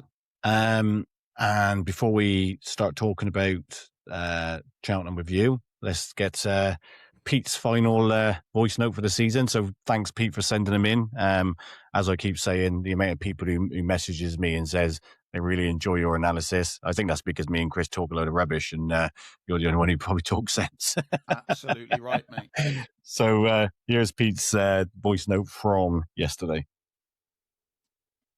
So recording this at the ground after Cheltenham won Colchester United 4, not the way that anyone would want the season to end. Cheltenham end with 3 successive defeats. More worryingly, they end with 79 goals against.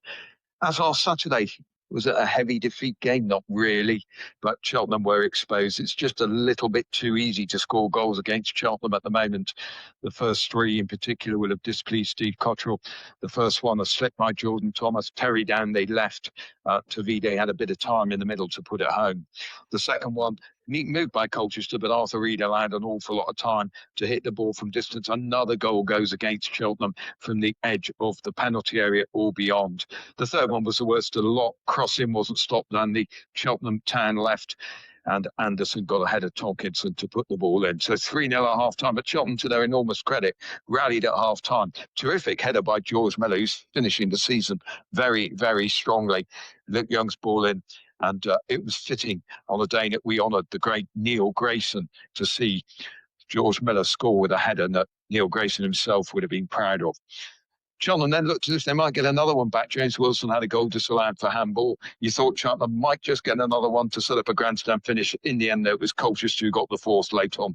Joe Day made a good save, but the ball fell to Barbrook to make it 4-1. Was it 4-1? No way. A sad end to the season for Cheltenham, but it shouldn't deflect from the job that Steve Cotterill and his staff have done on a day when there were lots of clubs involved in the relegation spot to the National League. It's the enormous credit of Steve and the team that Cheltenham were nowhere near being involved. If you'd have offered me that on the 30th of September, I would have bitten your hand off. So we look ahead to next season. I'm sure there will be changes. Lots of players out of contract. The balance now is how many players do you keep? How many new players do you bring in? The danger is always to say, oh, changed a lot. I'm not sure that's the right idea. But Steve Cotterill knows an awful lot more about football management than I do. Brilliant, Pete. Thanks for that. He's right, isn't he, Chris? We'll get on to it more now, but sentiment has got to go out the window, and I don't think Cots will have any of that. But the players have done a great job. But the evidence is over especially the last 3 games, is that we do concede. When we concede, don't we? Yeah, it's a bit of a coincidence, really. Our defence has looked a lot shakier with Robbie Cundy out of the team.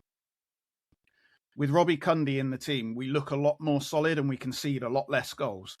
Now, I'm not saying that Sam Sherring is to blame for all of the goals, because he's definitely not, but we just look more solid with Cundy in the team. Unfortunately, Robbie Cundy is, I think he's made of glass. Yeah, to be fair, he had the poor start to the season with an injury, didn't he? But once he came in, he's had a good run, and obviously, he's been absolutely excellent. And he was a vital part, actually, of the resurgence, should we say?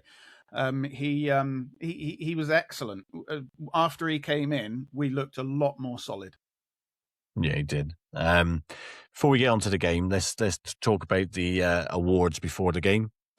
So you had the Norwegian player, we had the Meyer Shirers Player of the Year, Players Player of the Year, Young Player of the Year, and the Fans Player of the Year.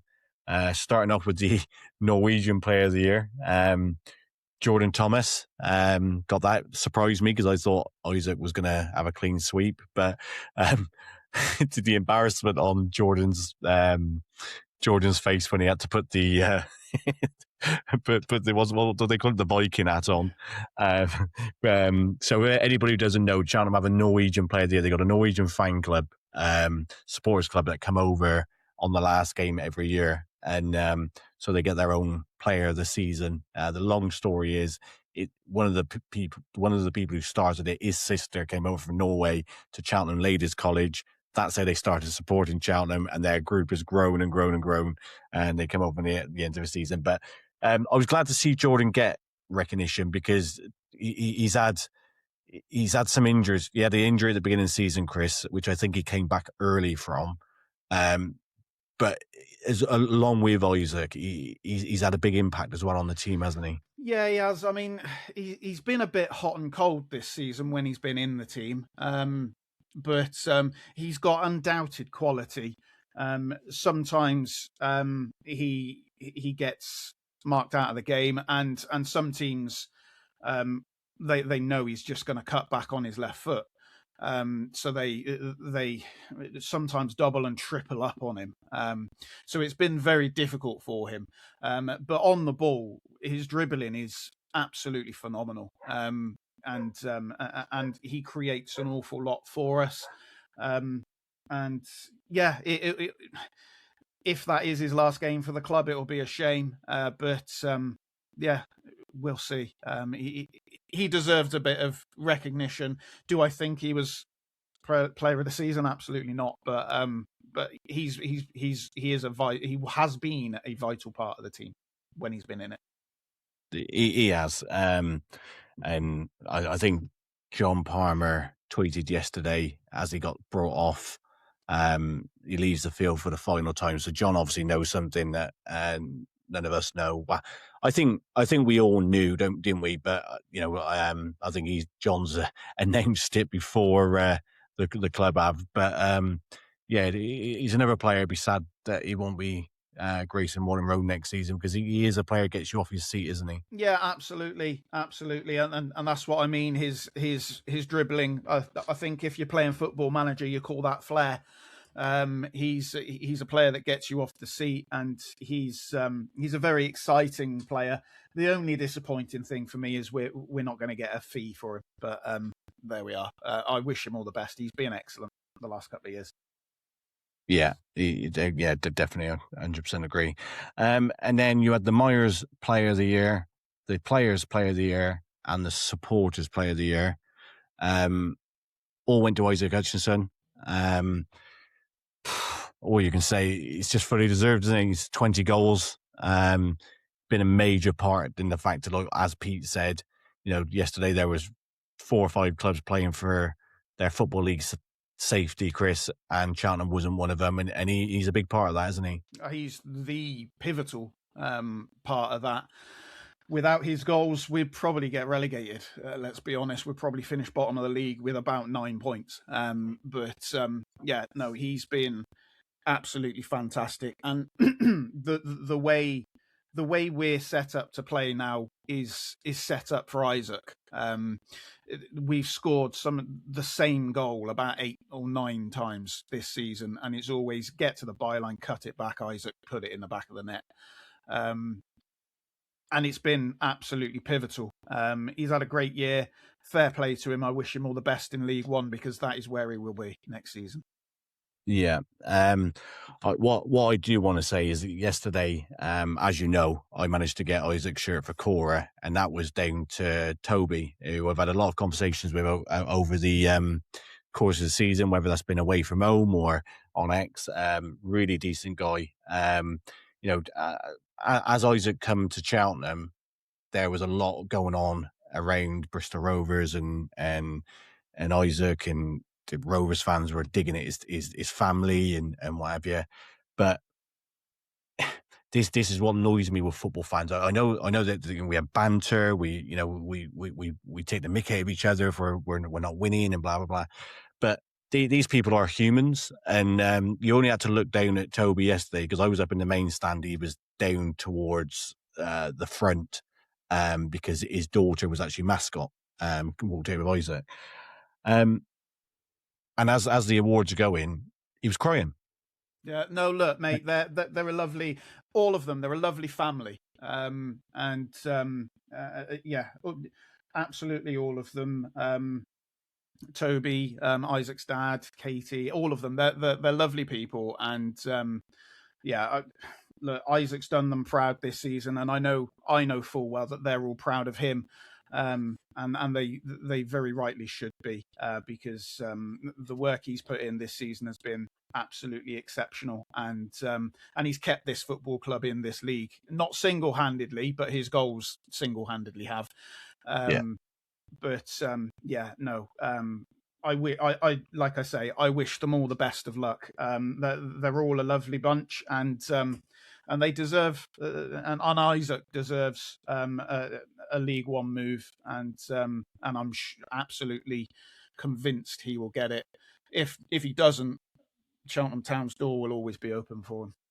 Yeah, and I'm sure Toby won't mind me saying what I just said, because the reason behind it is because it is his family, it's his son.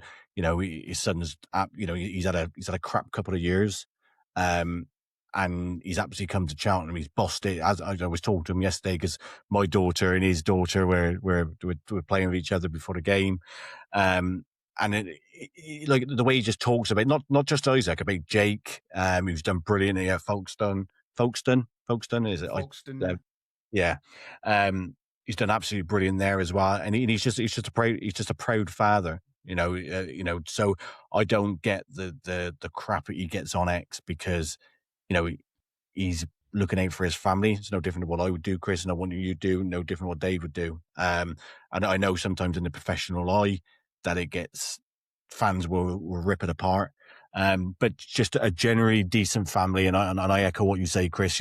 I'm still holding on to that hope. I just seen him yesterday, Isaac, the way that he was with the fans. At the end of the game, I went down to the front, obviously, to get his shirt. And as I stood on pitch level, block one, I didn't realise how loud block one was, because obviously when you're up in the stand, it's sort of like, you can hear it, but it's not as loud. But when you're on pitch level, it's really loud.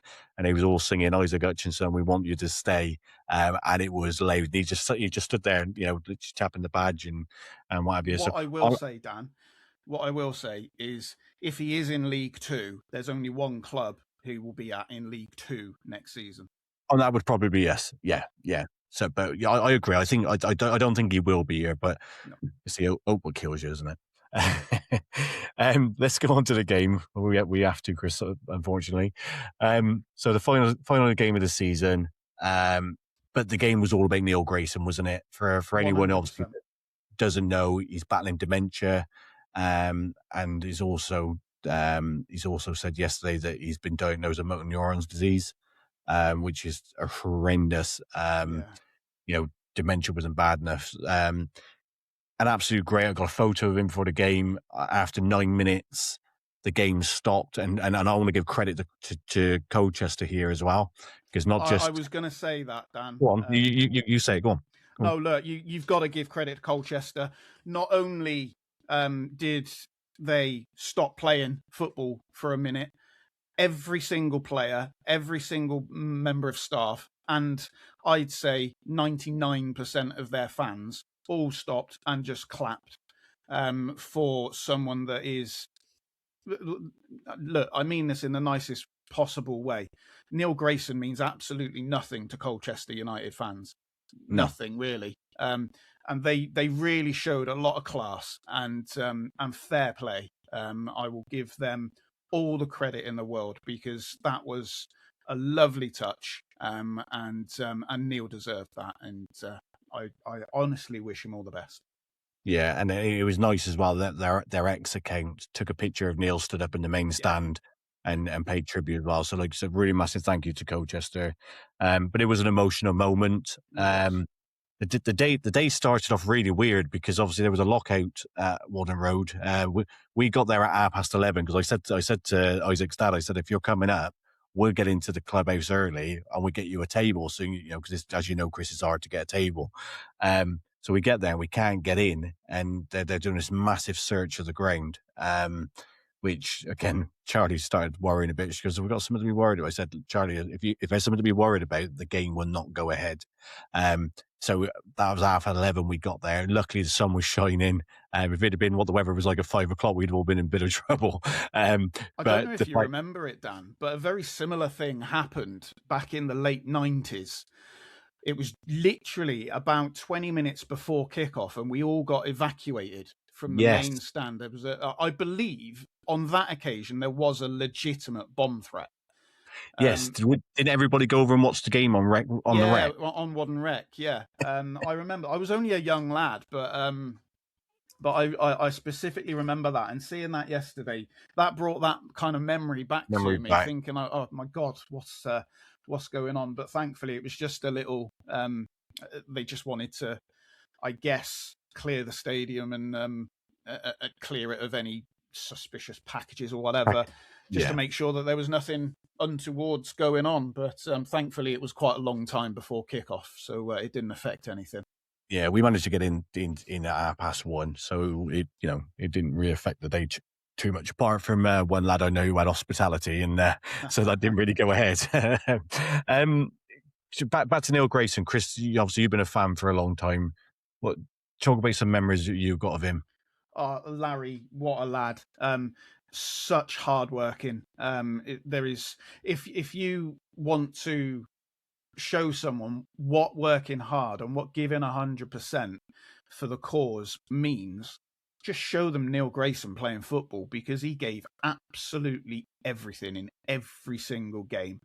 And a really nice guy to go with it as well. He's deservedly a legendary status, not only here but at Northampton as well, by the way, who absolutely love him there. He's the epitome of a hard-working player, and he can finish. You know, he wasn't just lump it and head it.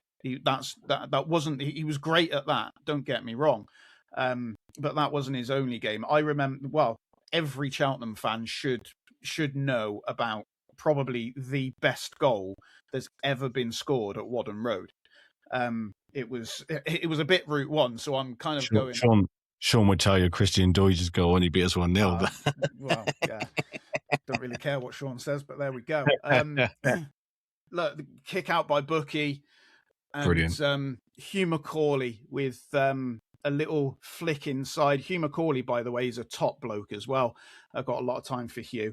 A lovely little flick. By the way, the flick is just as good as the finish, but it's about literally it's edge of the circle, the centre circle, the edge of the centre circle. Flick comes in, first time, smashes it, and it goes straight in the goal over the keeper. I can't actually remember who the goal was against now, but against Plymouth. It was Plymouth. But it's got to be the best goal that's been scored at Cheltenham Town Football. Well, at Whaddon Road certainly. And that goal will live long in the memory. John posts it every year. It was ironic, wasn't it, Chris? Because when Bookie kicks the ball out and Macaulay flicks it on, the ball doesn't touch the ground until it hits the net. No, it doesn't touch the ground. After leaving Bookie's foot, the ball doesn't touch the ground. Even when it hits the back of the net, it hasn't touched the ground. It's brilliant. Yeah, funny, I was asked the other day what my favourite goals were. That was one. But I don't know if you remember his header at Mansfield when Griffin puts the ball in.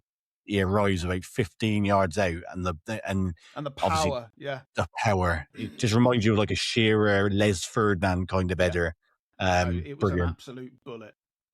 Yeah. So anybody who wants to give to the funding page which is going on, there is one for support dementia. It's on all the socials. I'll pin it to our social page. I know Cheltenham have tweeted it. John Palmer's tweeted it, amongst many others. So if you can give, even if it's £1, I think the last time I looked, their target was £6,000. I looked before kickoff yesterday. It's gone, but to 10 now, is it? Yeah.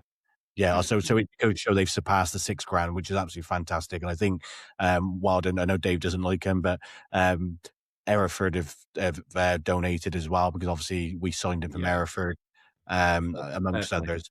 So, really, really good. And our thoughts. And also fair play to Shane Duff for setting that up. Set up, yeah. My wife was since Shane. She was supporting Cheltenham when Shane played. She was going, can't get over him, but she looks like Michael. I went, well, they are brothers, love. Yeah. So, right. I know the game meant nothing, Chris. Here's a bit of a stat for you. I'm gonna try something here. Right. Can you guess the last time Cheltenham won a final home game of the season? 4 years ago. I can't remember who against. No, I know we definitely lost the last 3. maybe even 4. I can't remember, Well, mate. our last home, we drew with Charlton 2-2. But our last time we won on the final day at home was in 2008 against Doncaster. At home? Yeah, sorry, I missed the at home bit. Doncaster Rovers 2008. Yeah. That was a biggie. Ridiculous. In fairness, I think we haven't actually had that many home last game of the seasons for a while. No, we did that. That was the next thing. Yeah, we've only had something like 4. We've had Accrington, we've had Northampton. I think we drew with Charlton. So yeah, we haven't played it a lot, but that was the last time. One was a good stat. I got that by Mark Halliwell actually put it in a WhatsApp group and asked when was the last time I got it, because I can remember 2008, but I thought I'll ask you, see if you knew. But anyway, we seem to have shaken off the early and late goals up until the last 3 weeks. Chris, they've crept back in, haven't they? Yeah. Yeah, I mean, I've covered the defence already, really. I think we look stronger with Cundy in there. Do those goals happen with Cundy in the team? Maybe. I don't really see what... Well, there's a lot more that could have been done, but yeah, with just swapping Cundy and Shering, does it happen? I don't know. I'd say it probably still happens. I think it was a bit unfortunate because Jordan Thomas slipped, didn't he? And Tavide just then, the ball got put back Thomas to Tavide. Actually slipped quite a few times in the early part of the game. I wonder what boots he had on, but there we go. He changed his boots on the 20th minute. Because you're right. 2 or 3 times he slipped. Yeah, I think I don't know what boots he had, but he changed to sort of like molded after. Which was, I didn't notice it. My wife did. She went, "Oh, Jordan's just changed his boots." So, and so Cheltenham, it was a weird one because the goals we conceded was really poor, and I did think that Colchester were a really, really good side. They've got some good players in Samson, Tavide, Lisby, like I said, players who there's no way they should be where they are in the table. They should be much higher, but. Yeah, I thought they was decent down there. They lost Mickey and Bick. He got injured, but like Lisby, Anderson, Tavide. But Cheltenham could have equalised, Chris. Great ball to the back post, and this is what you probably would have expected Isaac Hutchinson to put away. Should have equalised. And I said this in our group chat. If there is one area of Isaac Hutchinson's game that he does need to improve, it's heading. And unfortunately, it fell to his head. If that falls to his foot, it's a goal. But unfortunately, it was literally inches wide. But I mean, yeah, it's so. He did score with his head against Bradford, didn't he? He did, yeah. Similar position. Yeah. But you expect Hutch to score. I was celebrating before he'd even headed the ball. I've got to be honest, but the whole ground stood up. Like you could hear the roar, and it was like, "Oh my god, it's gone wide." Yeah. So it could have been fine margins. Had Cheltenham got that goal back, it might have been a bit different, Chris. But we didn't. They took 2-0 lead. Again, it was disappointing because we just stood off him. No closing down, mate. That was the problem with that. He was given the freedom of Wadden Road, and we concede a lot from, as Pete alluded to, we concede a lot from the edge of the box. And that one, well, it's a good finish. Don't get me wrong, it's a good finish. But should you be scoring from there? No. See, I was going to ask you the question. I don't think it. I'm saying it was a good finish. It's well placed. Well placed. I was thinking, does Days have to do better? Does Day have to do better though? Because it wasn't. It wasn't a harsh on Day lately, but I don't think that he's at fault there personally. I'm not saying at fault, but I just think that should he be moving his feet better? Because it's sort of like P rolls. It cuts the grass. It's one of those daisy cutters, isn't it? It's not. Look, like I just said, it's not. He hasn't hit it powerfully, particularly. But it's very well placed. I mean, you could argue that Day should do better, but personally, he shouldn't have had anything to do anyway because we should have closed it down and blocked it. Yeah. Like I said, I'm not blaming him. I just, maybe get your view from it because I just, again, like I said, I was right behind it in the main stand. I just thought that it beat him easier than I thought he should have, but. I think the players in front of him should be taking the fact Yeah, he yeah, was yeah. The shot shouldn't have got past the edge of the box. no. They then go 3-0 up, Chris. Again, my bugbear with Cheltenham this season is stopping the cross. The ball goes it right, comes across the face of goal. And Tompkinson, who I thought for probably, I know he came in later. He came in like beginning of October. But I think the last few weeks, the fact that he hasn't had a pre-season has caught up with him because he seems like on the flat foot. Because he hasn't looked as good.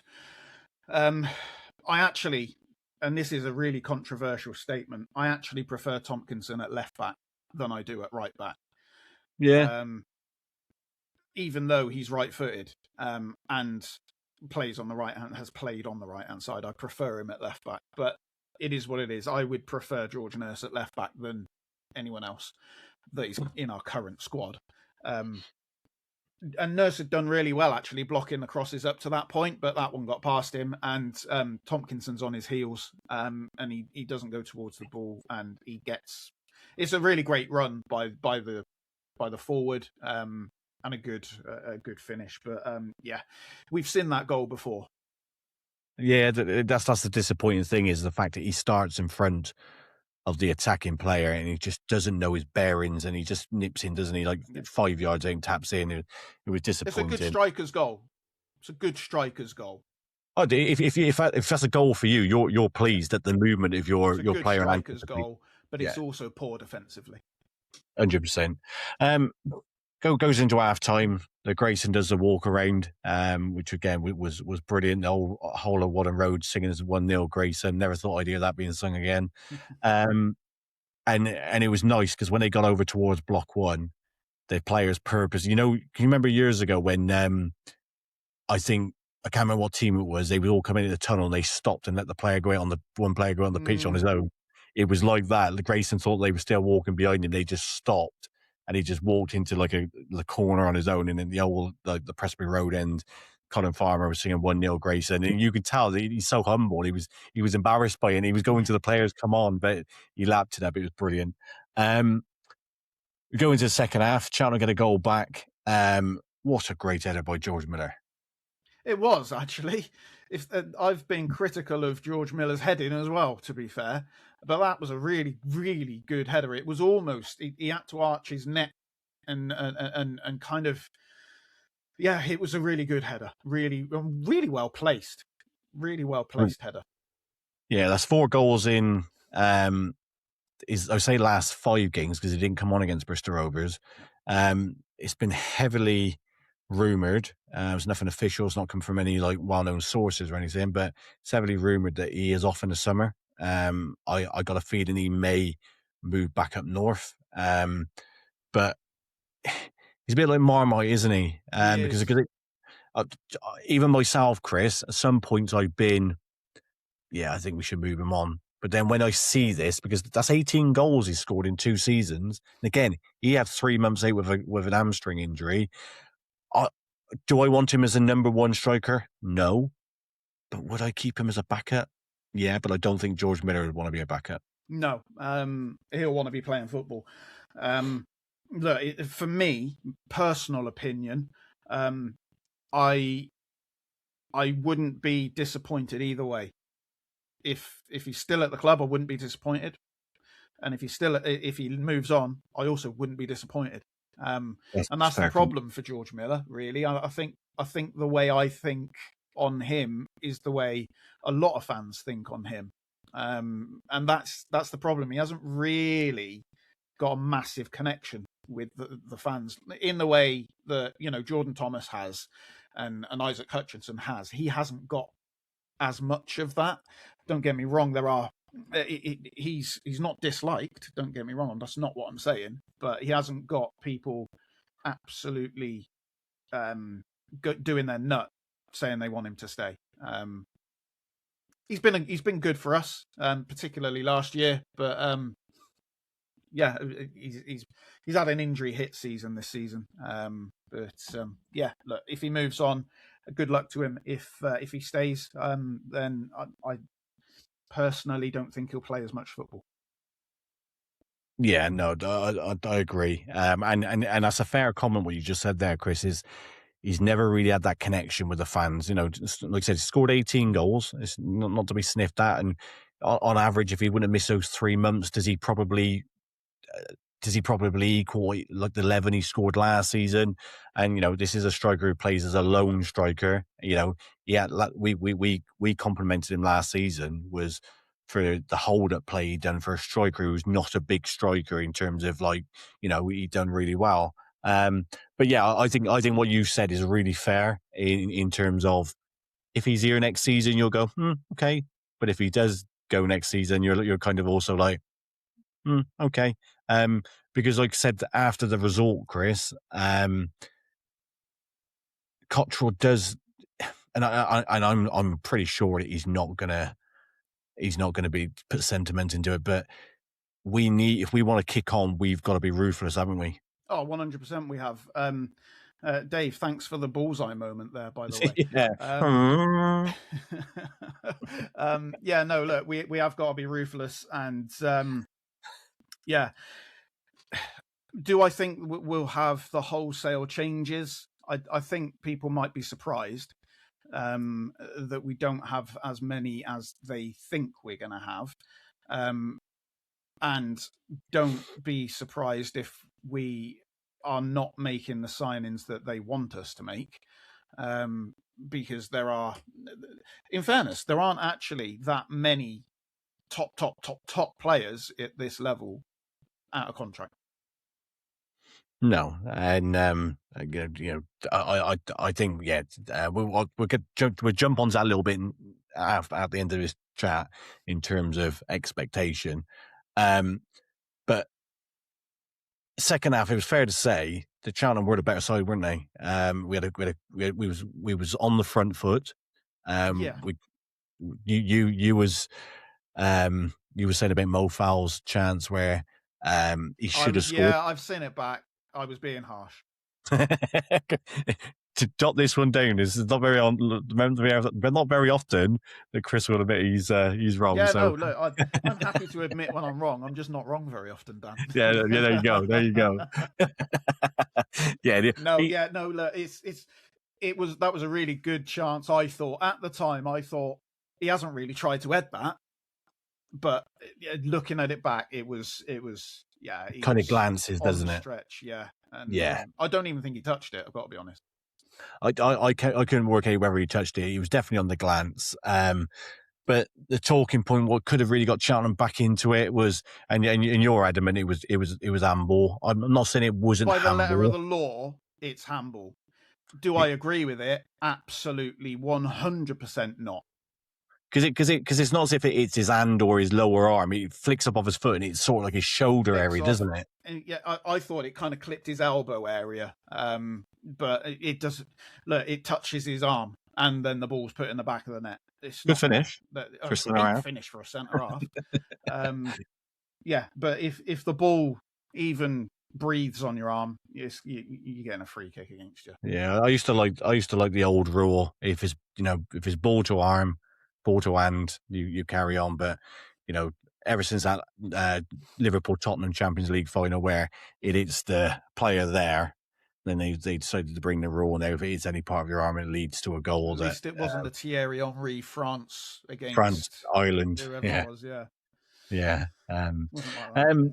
Then they kill the game off, Chris, and again another soft goal. The lads allowed to like run into the box, and Day makes a sort of like a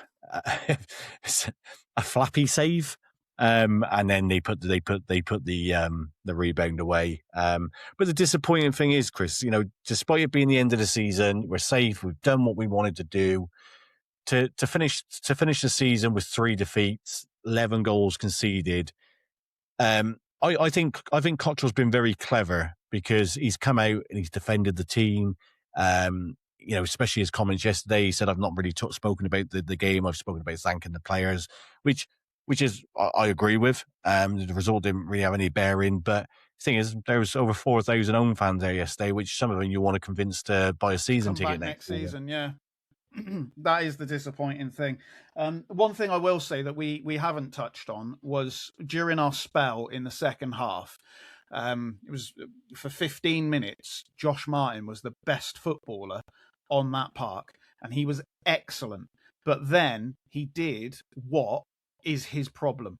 After that 15-minute spell, he was completely anonymous. Anonymous, yeah. Well, again, save those thoughts for next week, because when we do our season review, I'm going to be asking you about players who are going to be released. You think, well, we should know by next week. Then, yeah. And then you can give your opinions on them. But yeah, like you said, concede 11 goals in 3 games. It's just disappointing, especially the Bristol Rovers one. But as you said, and as Cottrell said, and like he's been laughed at for saying it, the performance actually first half against Bristol Rovers was decent. Yeah. Second half performance yesterday was decent. But as Pete said on this thing, we have really got to strengthen our defence, haven't we? Because we are easy. We concede easy goals. Yeah, I think I think it's a given that the defence is going to be strengthened. I mean, we've got players leaving. Sherring's on loan, for example, so he's definitely going. And we haven't really got any other backup at this moment in time at centre half. Tompkinson can play there, of course, but yeah. So there will be changes. I'll save it for next week because I've got my opinion on who should stay and who should go. Yeah, and who will and who won't. Yeah, and the one thing what really I found interesting, what Cottrell said after the game, was he said I spent the time talking to the players, thanking them. He said, but this result and these last 2 or 3 results, he said, have been coming. And I find it really interesting because he's right, isn't he? He's what he said after Bristol Rovers. He said, I can't get no more out of the players because I've literally squeezed them like an orange. And I think now, because we all know that Cots drives the team. You can hear him on the sideline for the game. He's telling them when to attack, when to pass, when to come across. I think once they got we confirmed the safety with the win at Walsall, I think probably not the levels, but maybe that pressure is kind of deflated. The relief, isn't it? It's the relief, and then because you're not as this is going to come out wrong. I don't mean what this is going to sound like. Because that relief has gone, you're not as focused. You're not as right on the ball. And that relief then goes through your whole body, and suddenly you're that half a yard slower to react. You're that, because you're not so hyper focused. Because frankly, you don't need to be in that moment anymore. That's your body then relaxes, and then the effects of all of that focus and all of that hard work that you've been doing, that piles on the body, and that just it takes all your energy away. Yeah, well, we said it, Dave, didn't we? With Wharton and Ersham, when they won, they was relentless. But once they won the league, I think they won 1 in their last 6 games. It just goes to show once you get to where you need to get to for that season, it does kind of come out. And I think that's why I agree with Cots. Whether I agree of losing 3 games in a row, I hate losing, but I agree with what he said because we've kind of been, he sort of, because I've just been pushing and I was expecting at a point we was going to implode and concede what we have. But we've in the last 11 games, but he done the job. We're safe. Like we said, Chris, we'd have took that at the end of September, wouldn't we? Yeah. No, 100%. Yeah, we were dead and buried back then. I said 9 points earlier. I would have been surprised if we got 9 points back then. But there we go. Look how many we've got. We've got over 50. And that is a testament to what Cots has done.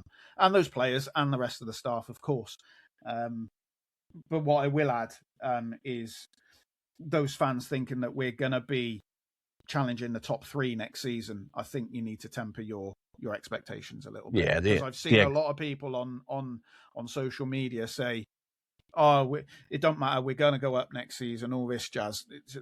I would be very surprised if we I think getting in the playoffs would be probably overachieving. Yeah, we're like, yeah, I do agree, but again, we'll leave that for next week. We'll leave that for next week, and so brilliant, Chris. That's Cheltenham team. Thanks for that, mate, and thanks for your input this season. That's it. We usually go on to scores on the doors, but we've done it all back to front today, so it's a great place to leave it. So as ever, Dave, thanks very much, and good luck tomorrow. Pleasure. Good luck, Dave. Good luck. I'll find a link, or I'll listen to it on the radio. Be on Tigers Radio. It'll also be on Clubber, but obviously that's a pay service. But I would expect Farnham to show it. I think Farnham, they never advertise it, but they normally, if you just go on their Twitter feed, they tend to show it live stream. So give that a go if you can't make it there. Will do. Again, well, good luck, Dave. And thanks to everybody for listening.